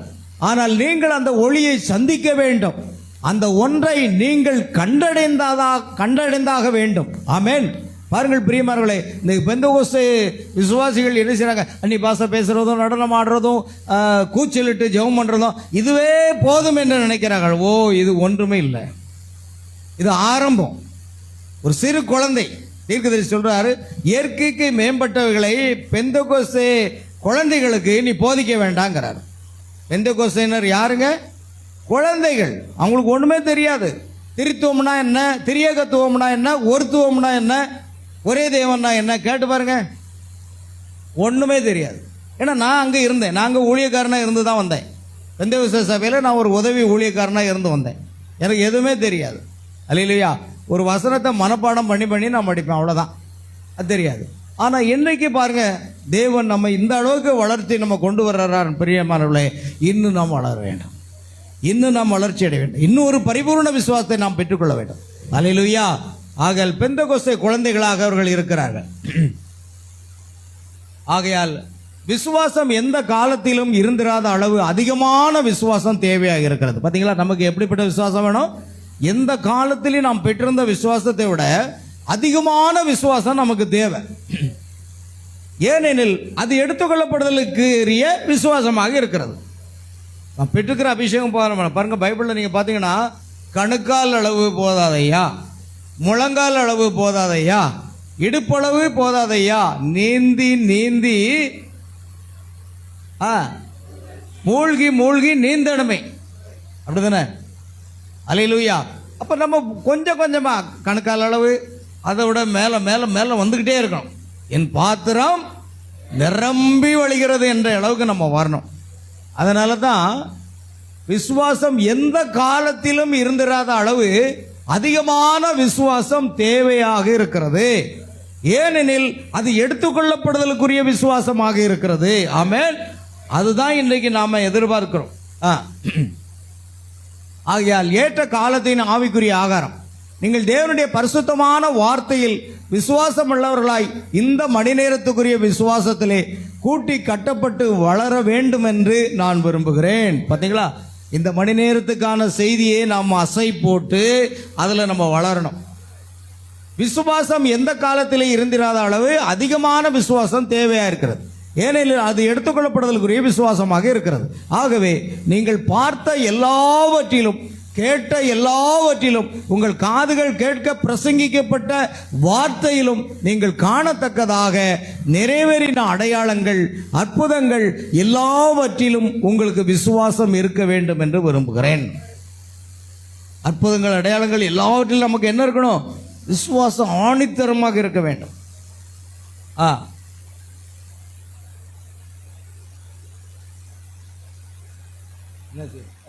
புரிஞ்சுட்டா? முந்தினது விரும்புகிறேன். உங்களுடைய 5 புத்தியுள்ள கனிகள் அங்கே தங்கள் விளக்குகளில் எண்ணெய் உடையவர்களாய் எடுத்துக்கொள்ளப்படுதல் கேட்ட விசுவாசம், அற்புதங்கள், அடையாளங்கள், தீர்க்க தரிசனங்கள் மற்ற எல்லாவற்றையும் விசுவாசிப்பார்கள். அல்லேலூயா! பாத்தீங்களா, அந்த 5 புத்தியுள்ள கனிகள். எனக்கு மணவாளுடைய வருகைக்கு யாரெல்லாம் இருந்தா 5 புத்தியுள்ள கனிகள், 5 புத்தி இல்லாத கனிகள். ஆனால் 5 புத்தியுள்ள கனிகள் இருக்கிறாங்க. அங்கே தங்கள் விளக்குகளில் எண்ணெய் உடையவர்களாய் எடுத்துக்கொள்ளப்படுதல் கேட்ட அந்த விசுவாசம். யாருக்கு அந்த விசுவாசம் வரும்? ஆமென். யாருக்கு அந்த விசுவாசம் வரும்? எடுத்துக்கொள்ளப்படுதல் கேட்ட விசுவாசம் புத்தி உள்ள கன்னிகளுக்கு தான் வரும். புத்தி இல்லாத கன்னிகள் தேவன் முன்குறித்து வைத்து அவர்கள் எங்கே போயிடுவாங்க? உபத்திரவ காலத்துக்குள்ளே போயிடுவாங்க. ஆகையால் புத்தியுள்ள கன்னிகள் எடுத்துக்கொள்ளப்படுதல் கேட்ட விசுவாசம், அற்புதங்கள், அடையாளங்கள், தீர்க்க தரிசனங்கள் மற்ற எல்லாவற்றையும் அவர்கள் விசுவாசிப்பார்கள். சொல்ல போனால் தேவனுடைய ஒவ்வொரு வார்த்தையும் விசுவாசி, இந்த காலத்துக்குரிய செய்தியை முழுமையாக விசுவாசிப்பார்கள். அல்லேலூயா. போட்டோம், மேலே போட்டோம். மீதம் உள்ளவர்களில் இருந்து இந்த 5 பேர்கள் வெட்டி எடுத்துக் கொள்ளப்பட்டார். மற்ற 5 பேரும் இன்னும் கன்னிகளாய் இருக்கின்றனர். அவர்கள் இழந்து போகப்பட மாட்டார்கள், ஆனால் உபத்திரவ காலத்துக்குள் செல்வார்கள். பாருங்கள், 5 புத்தியுள்ள கன்னிகள், 5 புத்தி இல்லாத கன்னிகள். புத்தி உள்ளவர்கள் மணவாளனோடு கல்யாண வீட்டுக்குள் பிரவேசித்தார்கள். புத்தி இல்லாதவர்கள் கைவிடப்படுவார்கள், ஆனால் அவருடைய ஆத்மா இழந்து போகப்பட மாட்டார்கள். இந்த புத்தி இல்லாத கன்னிகளுடைய ஆத்மா இழந்து போகாது, ஆனால் அவர்கள் எங்க போயிடுவாங்க? உபத்திரவ காலத்துக்குள்ள போயிடுவாங்க, அந்தி கிறிஸ்துடைய ஆட்சியில் போயிடுவாங்க. ஆனால் நமக்கு அந்தி கிறிஸ்துக்கு சம்மந்தம் இல்லை. அருமுகத்தை நித்தம் வரும்போது நாம இந்த பூமியில் இருக்க மாட்டோம். ஆமென். அல்லேலூயா. இந்த உலகம் அணுகுண்டுக்கு இரையாக போகுது. இப்போ ரஷ்யா சொல்லிக்கிட்டு இருக்கிறான், நியூக்ளியர் அணுகுண்டை நான் வீச போகிறேன் அப்படிங்கிறான். மோசமான அணுகுண்டு அது. தலைமுறை ஜப்பானில் ஹிரோஷிமா, நாகசாகி 2 இடத்துல அமெரிக்கா குண்டு போட்டுச்சு இல்லையா? அமெரிக்கா தானா? அமெரிக்காவா இங்கிலாந்தா? அதெல்லாம் நம்மகிட்ட கேட்காதங்க. அல்லேலூயா. ஒரு காலத்தில் அந்த குண்டு போடும்போது நடந்தது என்ன? ஜப்பானில் இன்றைக்கு ஊனமுட்ட குழந்தைகள் பிறக்கிறாங்களாம். அந்த அளவுக்கு அது பாதிப்பை ஏற்படுத்திச்சான். இப்போ ரஷ்யா அன்னைக்கு சொல்லிட்டு, நான் நியூக்ளியர் என்ன செய்வேன், குண்டுகளை வீச போகிறேன் அப்படிங்க. கடைசியாக இப்போ நீனானுக்கிட்டு வந்துட்டு நிற்கி என்ன நடக்க போகுதுன்னு தெரியல. அல்லேலூயா. உலகப்போர், 3வது உலகப்போர் ஆரம்பமாகிற நேரம் ஆகிட்டு இருக்கிறது. நாம போகிறதுக்கு ரெடியாக இருக்கணும். ஆயத்தமாக இருந்தவர்கள் கல்யாண வீட்டுக்குள் பிரவேசித்தார்கள். ஆயத்தம் இல்லைன்னா கைவிடப்படுவார்கள். 2ல் ஒரு காரியம் தான். ஆகையால் மற்ற 5 பேரும் இன்னும் கன்னிகளாக இருக்கின்றபடினால் அவர்கள் இழந்து போகப்பட மாட்டார்கள், ஆனால் எங்க போயிடுவாங்க? உபத்திரவ காலத்துக்குள் செல்வர்.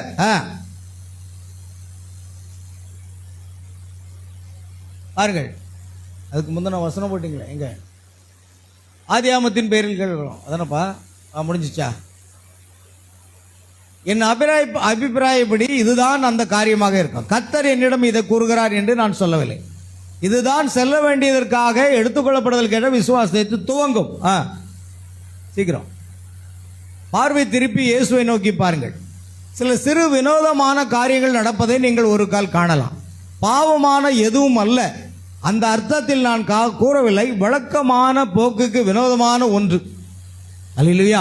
ஏனெனில் இந்த ஊழியத்தில் நான் அடைந்துள்ள நிலையில் நான் பின்னடைந்து அந்த இடத்தை கவனித்து அதை உபயோகிப்பதற்கான நேரத்துக்காக நான் காத்து கொண்டிருக்கிறேன். ஆனால் அது உபயோகிக்கப்படும், அது எல்லாருக்கும் தெரியும். முதலாவது எவ்வளவு நிச்சயமாக அடையாளம் கொள்ளப்பட்டதோ அதே விதமாக 2வது அடையாளம் கண்டுகொள்ளப்பட்டது. ஆவிக்குரியவர்களாக நீங்கள் ஆழ்ந்து சிந்தித்தால் இதில் ஞானம் விளங்கும். 3வது கூட சரியாக அடையாளம் கண்டு கொள்ளவில்லை, கொல்லப்பட்டு விட்டது. 3வதும் சரிவர அடையாளம் கண்டுகொள்ள 3 இழுப்புகளை பற்றி அவர் சொல்றார் இல்லையா? 3 இழுப்புகள் அது எங்குள்ளது என்று நாம் அறிவோம். எனவே 3ஆம் இழுப்பு எங்குள்ளது. அது மிகவும் புனிதமானதால் அவர் துவக்கத்தில் என்னிடம் கூறினது போன்று அதை குறித்து நான் அதிகம் கூறக்கூடாது. அவர் இது அதை ஒன்றும் குறித்து கூறாதே. பாருங்கள், பரிசுத்த ஆவியானவர் இதற்கு மேலே நீ பேசாதபடி தடை செய்யப்பட்டார். ஆனால் அது என்ன தெரியும்? வேதத்தின் எல்லா ரகசியங்களும் தீர்க்கதரிசி மூலமாக வெளிப்படுகிறது. 7ஆம் முத்திரையின் ரகசியம் அவருக்கு தெரியும். 7 இடிமுழக்குங்கிற ரகசியம் எல்லாமே அவருக்கு அத்துப்படி. அல்லேலூயா. எல்லாமே கர்த்தர் அவருக்கு வெளிப்படுத்தி கொடுத்தார். ஆகையால் இதை நீ கூறாதே என்று தேவன் தடை செய்தார். உங்களுக்கு அது ஞாபகம் உள்ளதா? அநேக ஆண்டுகளுக்கு முன்பு அது தனக்காகவே பேசிக்கொள்கிறது. ஆனால் நான் மற்றவர்களை விளக்கி கூற வேண்டேன், நான் தவறு செய்துவிட்டேன். என் அபிப்பிராயப்படி இதுதான் அந்த காரியமாக இருக்கும். கர்த்தர் என்னிடம் இதை கூறுகிறார் என்று நான் சொல்லவில்லை. இதுதான் சொல்ல வேண்டியதற்கான எடுத்துக்கொள்ளப்படுதல் கேட்ட விசுவாசத்தை துவங்கும். நான் சிறிது காலம் அமைதியாக இருக்க வேண்டும். அதுதான் இந்த 7வது முத்திரையின் ரகசியம். ஆமென். 7 இடிமுழக்கங்கள் நமக்கு எடுத்துக்கொள்ளப்படுதல் கேட்ட விசுவாசத்தை கொண்டு வரும். அல்லேலூயா. நீங்க 7 இடிமுழக்கங்கள் செய்தியை அனுதினமும் தியானிச்சா மட்டும்தான் அந்த விசுவாசம் வளரும். ஆமென். கவனிங்க, அது வெளிப்படும் போது அந்த சபையானது அசைந்து செல்லும்படியாக அந்த எடுக்கப்படும் கிருபைக்கான விசுவாசத்தை அது அளிக்கும். அல்லேலூயா. இருக்குதா? பாருங்க, 1ஆம் முத்திரையில யோவான் இதை எழுதினான் என்பதை இப்பொழுது சிந்திங்கள். ஆனால் அவன் மற்ற 7 இடிகளை பற்றி எழுத ஆரம்பித்த பொழுது அவர் அதை எழுதாதே என்றார். அவன் கண்டவை யாவும் எழுத வேண்டும் என்று கட்டளை அவனுக்கு உண்டாயிருந்தது. ஆனால் வெளிப்படுத்தின விசேஷம் 10ஆம் அதிகாரத்தில் குறிப்பிட்டுள்ள 7 இடிமுழக்கங்கள் சொன்னவைகளை நீ என்ன செய்ய வேண்டாம்? எழுத வேண்டாம். ஆமென் என்று அவர் கூறினார். அவை யாவும் பரம ரகசியம். அவை என்ன என்பதை நாம் இதுவரை அறியோம். ஆனால் சரியாக இப்பொழுதே அது வெளிப்படும் என்பது என்னுடைய கருத்து. அது வெளிப்படும் போது அந்த சபையானது அசைந்து செல்லும்படியாக அது எடுக்கப்படும் கிருபைக்கான விசுவாசத்தை அது அளிக்கும். ஆமென். எடுக்கப்படுகிற விசுவாசம் எங்க இருக்குதுங்க? 7 இடிமுழக்கத்தின் ரகசியங்கள். இதை நீங்க நல்லா தெரிஞ்சிருக்கணும். 7 இடிமுழக்கத்தின் செய்தினா என்ன பாஸ்டர்? அதை நாங்கள் பெற்றுக்கிறோமா? நாங்கள் அதை தியானிச்சிருக்கிறோமா? இது இந்த செய்தி தாங்க எடுத்துக்கொள்ளப்படுதல் விசுவாசத்தை கடைசியில் கொண்டு வரணும். ஆமென். கவனிக்கணும். அதுதான் எடுக்கப்படும் கிருபைக்கான விசுவாசத்தை அளிக்கும். நாம் இதுவரை அறிந்த எல்லாவற்றையும் ஆராய்ந்திருக்கிறோம். ஒவ்வொரு சபையின் காலங்களிலும் நிகழ்ந்தவைகளை நாம் கவனித்துக் கொண்டு வந்துள்ளோம். தேவனுடைய ரகசியங்களை நாம் கண்டிருக்கிறோம். கடைசி நாட்களில் மணவாட்டியின் மகத்தான ஒன்று கூடுவதன் தோன்றுதலை குறித்து நாம் அறிந்திருக்கிறோம். ஆயினும் நம்மை தெளிவுபடுத்திக் கொள்ள அவசியமான ஏதோ ஒன்று இன்னமும் வெளிப்படாமல் உள்ளது. அவர்கள் கடைசியில் ஒரு காரியம் சொல்ல, அந்த ரகசியங்கள் ஒன்றன் பின் ஒன்றாக யோவான் காலத்தில் வெளிப்பட்ட போது தேவன் அவனிடம், யோவானே அதை மறைத்து வை, அதை எழுதாதே, நான் அந்த நாளில் அதை வெளிப்படுத்துவேன், கடைசி நாளில் வெளிப்படுத்துவேன். அதை எழுத வேண்டாம், ஏனெனில் அதை படிப்பவர்கள் தடுமாறி விடுவார்கள். அவர்கள் அதை புரிந்து கொள்ளும் தன்மையை பெற்றிருக்கும் நாளில் நான் அவர்களுக்கு அதை வெளிப்படுத்துவேன் என்று சொல்லியிருக்கார். ஆமென். அல்லேலூயா. கவனிங்க அருமையானவர்களே, கடைசியாக சகோதரன் பிரணாம் சொல்கிற ஒரு காரியம், இருப்பதிலேயே மகத்தான நாள் ஒன்று இருக்கும் என்று நாம் சிந்திப்போமானால் அது நாம் வீட்டுக்கு திரும்பி செல்லக்கூடிய எடுத்துக்கொள்ளப்படும் நாள். இருக்கிறதுலேயே மகத்தான ஒரு நாள் இருக்குமா? அது என்ன? நாம் நம்முடைய வீட்டிற்கு பரலோகத்துக்கு எடுத்துக்கொள்ளப்படக்கூடிய நாள் தான் மகத்தான நாள். ஓ, அது அருமையாக நாளாக இருக்கிறதா?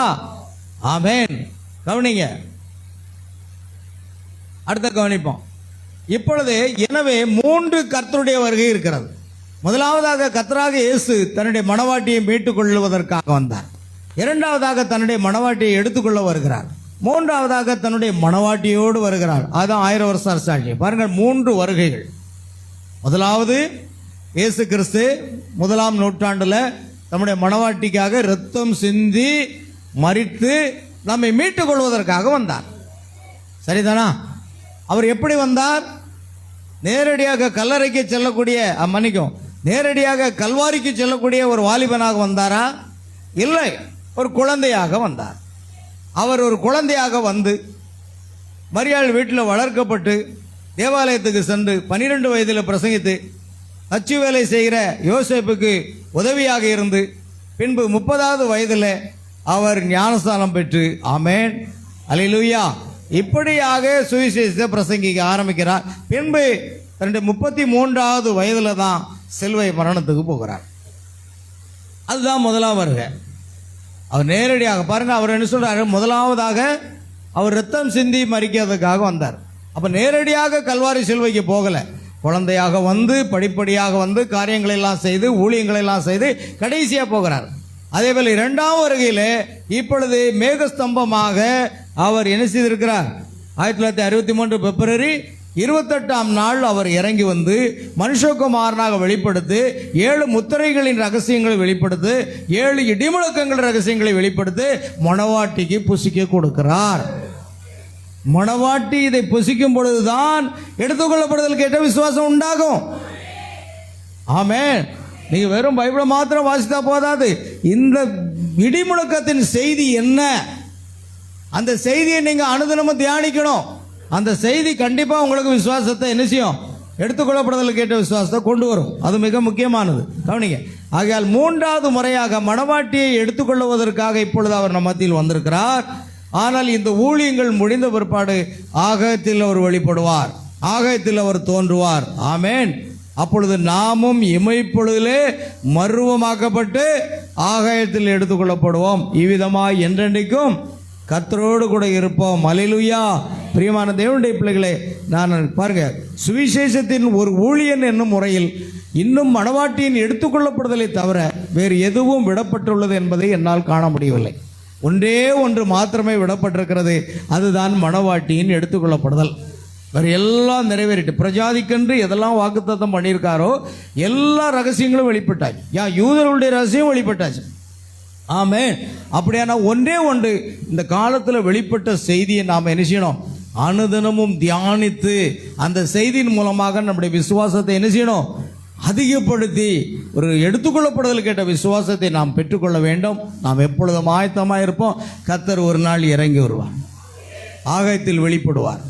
ஆகாயத்தில் வெளிப்படும் பொழுது நாமும் முதலாவது கிறிஸ்துக்குள் மரித்தவர்கள் உயிரோடு எழுந்திருப்பார்கள். பின்பு உயிரோடு இருக்கிற நாமும் அவர்களோடு கூட ஆகாயத்தில் எடுத்துக்கொள்ளப்பட்டு இவ்விதமாய் என்றென்றைக்கு கர்த்தரோடு கூட இருப்போம். அல்லேலூயா. கர்த்தர் உங்களை ஆசீர்வதிப்பாராக. யாவர் எழுந்து நிற்போம். பிரியமானவர்களே, ஒரு சில காரியங்கள் இருக்கிறது. அதாவது நீங்க அந்த பரிபூர்ண விசுவாசத்தை பெற்றவர் ஏனோக்கு. ஆமென். ஏனோக்கு பரிபூர்ண விசுவாசத்தை பெற்றுக்கொண்டான். ஆமென். ஆபிரகாம் பரிபூர்ண விசுவாசத்தை பெற்றுக்கொண்டான். பாருங்கள், ஏனோக்கு மரணத்தை காணாதபடி எடுத்துக்கொள்ளப்பட்டான். அல்லேலூயா.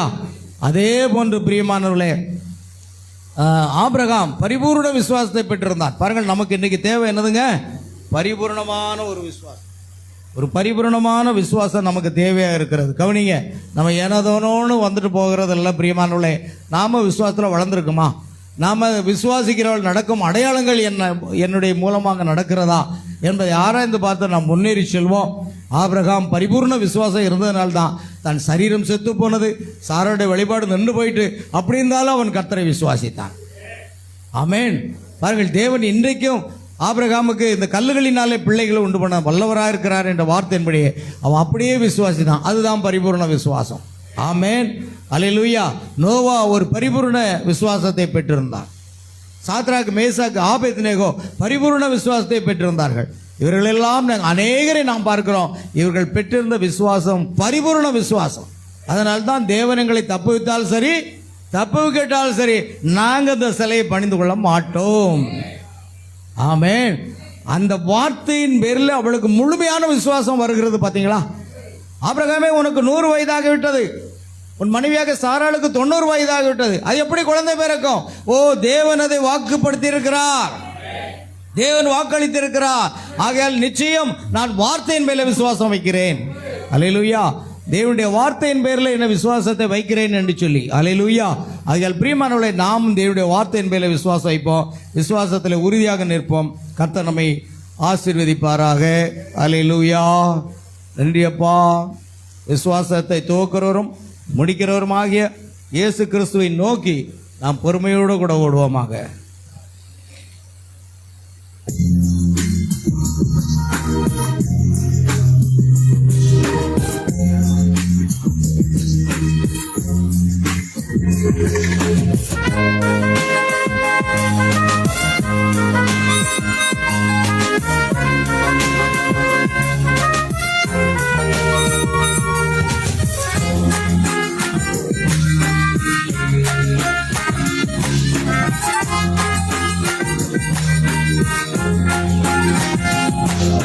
விசுவாச பாதையில் தினமும் நடந்திடுவேன், நியமித்த ஓட்டத்திலே ஒன்று ஓடிடுவேன். விசுவாச பாதையில் தினமும் நடந்திடுவேன், நியமித்த ஓட்டத்திலே தொடர்ந்து ஓடிடுவேன். பாடுகள் என்ன செய்யும், துன்பங்கள் என்ன செய்யும், பாடுகள் என்ன செய்யும், துன்பங்கள் என்ன செய்யும், எதுவும் என்னை அசைப்பதும் இல்லை, அன்பை விட்டு பிரிப்பதும் இல்லை. விசுவாச பாதையில் தினமும் நடந்திடுவேன். நியமித்த ஓட்டத்திலே தொடர்ந்து ஓடிடுவேன்.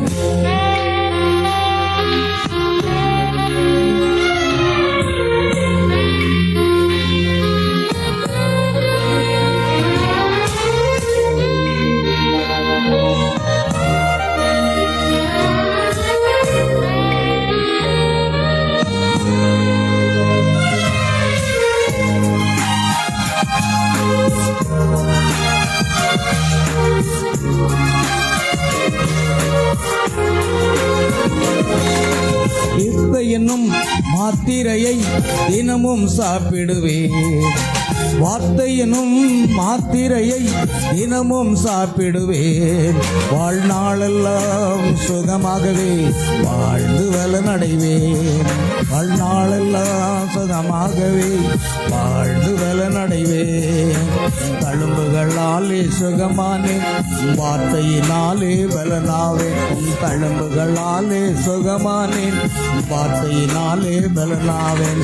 பாடுகள் என்ன செய்யும், துன்பங்கள் என்ன செய்யும், பாடுகள் என்ன செய்யும், துன்பங்கள் என்ன செய்யும், எதுவும் என்னை அசைப்பதும் இல்லை, அன்பை விட்டு பிரிப்பதும் இல்லை. விசுவாச பாதையில் தினமும் நடந்திடுவேன்.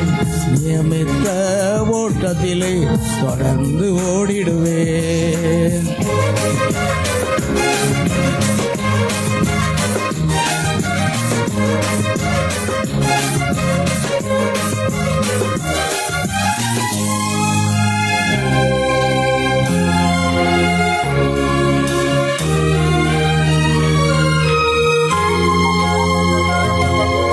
கர்த்தருக்குள் எப்பொழுதும் சந்தோஷமாயிருப்பேன். கர்த்தருக்குள் எப்பொழுதும் சந்தோஷமாயிருப்பேன்.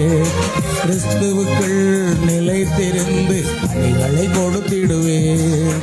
கிறிஸ்துவுக்குள் நிலைத்திருந்து கனிகளை கொடுத்திடுவேன். நல்ல நிலத்தின் விதை போல 100 மடங்கு பலன் கொடுப்பேன்.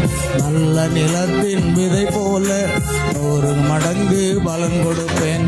பாடுகள் என்ன செய்யும், துன்பங்கள் என்ன செய்யும், பாடுகள் என்ன செய்யும், துன்பங்கள் என்ன செய்யும், எதுவும் என்னை அசைப்பதும் இல்லை, அன்பை விட்டு பிரிப்பதும் இல்லை. விசுவாச பாதையில் தினமும் நடந்திடுவேன்.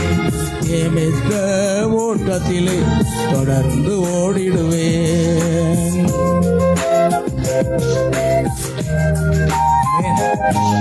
விசுவாசத்தை துவக்கிறவரும் முடிக்கிறவருமாகிய இயேசு கிறிஸ்துவை நோக்கி நாம் பொறுமையோடு கூட ஓடுவோம்.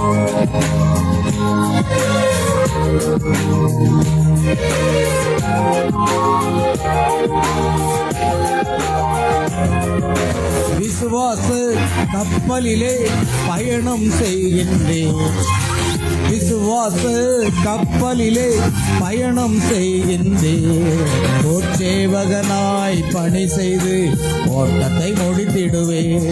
போர்ச்சேவகனாய் பணி செய்து ஓட்டத்தை முடித்திடுவேன். நீதியின் கிரீடம் எனக்கு உண்டு, நிரந்தர வாழ்வு அங்கு உண்டு. நீதியின் கிரீடம் எனக்கு உண்டு, நிரந்தர வாழ்வு அங்கு உண்டு. விசுவாச பாதையில் தினமும் நடந்திடுவேன். நியமித்த ஓட்டத்திலே தொடர்ந்து ஓடிடுவேன். விசுவாச பாதையில் தினமும் நடந்திடுவேன். நியமித்த ஓட்டத்திலே தொடர்ந்து ஓடிடுவேன். பாடுகள் என்ன செய்யும், துன்பங்கள் என்ன செய்யும், பாடுகள் என்ன செய்யும், துன்பங்கள் என்ன செய்யும், எதுவும் என்னை அசைப்பதும் இல்லை, அன்பை விட்டு பிரிப்பதும் இல்லை. விசுவாச பாதையில் தினமும் நடந்திடுவேன். நியமித்த ஓட்டத்திலே தொடர்ந்து ஓடிடுவேன். ஆமென். கரங்களை தட்டி கர்த்தரை மகிமைப்படுத்துவோம். ஆண்டவருக்கு ஸ்தோத்திரம் உண்டாகட்டும். ஜெபிப்போம். அன்பின் பரலோக பிதாவே, துதிக்கிறோம், ஸ்தோத்திரிக்கிறோம். கர்த்தாவே, ஆசீர்வதிக்கப்பட்ட அந்த அருமையான காலை விளக்காக ஸ்தோத்திரம். கர்த்தாவே, விசுவாசமானது ஆண்டவரே அதிகப்படக்கூடிய ஒரு நேரம். ஆண்டவரே, இப்பொழுது இருக்கிற விசுவாசத்தை கொண்டு நாம் எடுத்துக்கொள்ளப்படுவதில் சொல்ல முடியாது என்று தீர்க்கதரிசி சொல்லுகிறார். காரணம், சுகமளித்தல் ஆராதனைக்கு கூட போதிய விசுவாசம் நமக்கு இல்லை என்று. ஆகையால் முதலாவது சுகமளித்தல் ஆராதனைக்கு தேவையான ஒரு விசுவாசத்தை நம் முழுமையாக சபையானது பெற்றுக்கொள்ள வேண்டும் ஆண்டவரே. அதன் பிற்பாடு கர்த்தாவே, இந்த 7 இடிமுழக்கங்கள் ரகசியங்களை நாங்கள் தியானிக்கும் பொழுது கர்த்தாவே, அந்த விசுவாசம் எடுத்துக்கொள்ளப்படுதல் கேட்ட விசுவாசத்தை நாங்கள் பெற்றுக்கொள்வோம் என்று சொல்லப்பட்டிருக்கிறது. அப்படியாக இந்த காலத்துக்குரிய செய்தியானது ஆண்டவரே, விசுவாசம் என்பது வார்த்தையை கேட்பதனால் வருகிறது என்று சொல்வது போல, அப்படியே இந்த கடைசி மணி நேரத்துக்கான அந்த 7 இடிமுழக்கங்கள் செய்தியானது எடுத்துக்கொள்ளப்படுதல் கேட்ட விசுவாசத்தை கொண்டு வரும் என்று சொல்லப்பட்ட வார்த்தையின்படியே கர்த்தாவே, அந்த 7 இடிமுழக்கத்தின் செய்தியை நாங்கள் அனுதினமும் தியானிக்கவும் ஆண்டவரே, உம்முடைய சமூகத்திலே நாங்கள் காத்திருந்து அதை தியானித்து அதன் மூலமாக எங்கள் விசுவாசம் அதிகரிக்கும்படி கிருபை செய்வீராக. இயேசு கிறிஸ்துவினுடைய நாமத்தினாலே கர்த்தாவே, இந்த ஆராதனையில் கலந்து கொண்ட ஒவ்வொரு சகோதர சகோதரிகள், பிள்ளைகள், குழந்தைகள் அனைவரையும் கர்த்தர் ஆசீர்வதிக்க வேண்டுமா ஜெபிக்கிற ஆண்டவரே. தொடர்ந்து ஆண்டவரே, இந்த செய்தியை யூடியூப் மூலமாக முகநூல் வழியாக கேட்க போகிற ஒவ்வொரு சகோதர சகோதரிகள் பிள்ளைகளையும் ஆசீர்வதிப்பீராக. இந்த உலகத்தின் பாகத்தில் நாங்கள் எங்கிருந்தாலும் சரி ஆண்டவரே, அந்த 7 இடிமுழக்கத்தின் செய்தியானது எங்கள் ஒவ்வொருவருக்கும் எடுத்துக்கொள்ளப்படுதல் கேட்ட விசுவாசத்தை தந்து நாங்கள் ஆண்டவரே உலகத்தின் பல பாகத்தில் இருந்தாலும் ஒரு நாள் ஆண்டவரே, நீர் ஆகாயத்தில் வெளிப்படும் போது கிறிஸ்துக்கள் மரித்தவர்கள் முதலாவது உயிரோடு இருந்திருப்பார்கள். பின்பு உயிரோடு இருக்கிற நாங்களும் அவர்களோடு கூட ஆகாயத்தில் எடுத்துக்கொள்ளப்பட்டு உம்மை முகமுகமாக சந்திப்போம் ஆண்டவரே. உம்முடைய சமூகத்திலே, உம்முடைய ராஜ்யத்திலே ஆண்டவரே நித்திய காலமாக உம்மோடு கூட வாழ்வோம் என்ற விசுவாசத்தோடு நாங்கள் தொடர்ந்து பயணம் செய்ய எங்களுக்கு உதவி செய்ய வேண்டுமா ஜெபிக்கிறோம். ஒவ்வொரு உம்முடைய நாமம் மட்டும் மகிமைப்படட்டும். சகல துதி கன மகிமை யாவற்றையும் உமக்கு செலுத்துகிறோம். கர்த்தராகிய இயேசு கிறிஸ்துவின் நாமத்தில் கேட்கிறோம் பிதாவே, ஆமென். என் ஆத்மாவே கர்த்தரை ஸ்தோத்திரி, என் முழுள்ளமே அவருடைய பரிசுத்த நாமத்தை ஸ்தோத்திரி. கர்த்தர் செய்த சகல பாரங்களை மறவாதே. நம்முடைய கர்த்தராகிய இயேசு கிறிஸ்துவினுடைய கிருபையும் தேவனுடைய அன்பும் பரிசுத்த ஆவியுடைய ஐக்கியமும் சந்தோஷமும் சமாதானமும் சுகமும் பலமும் ஆசீர்வாதங்களும் நம் அனைவரோடும், நம் குடும்பத்தார் அனைவரோடும், சகல பரிசுத்தவான்கள் அனைவரோடும் இன்று என்ற சதா காலமும் நிலைத்திருப்பதாக.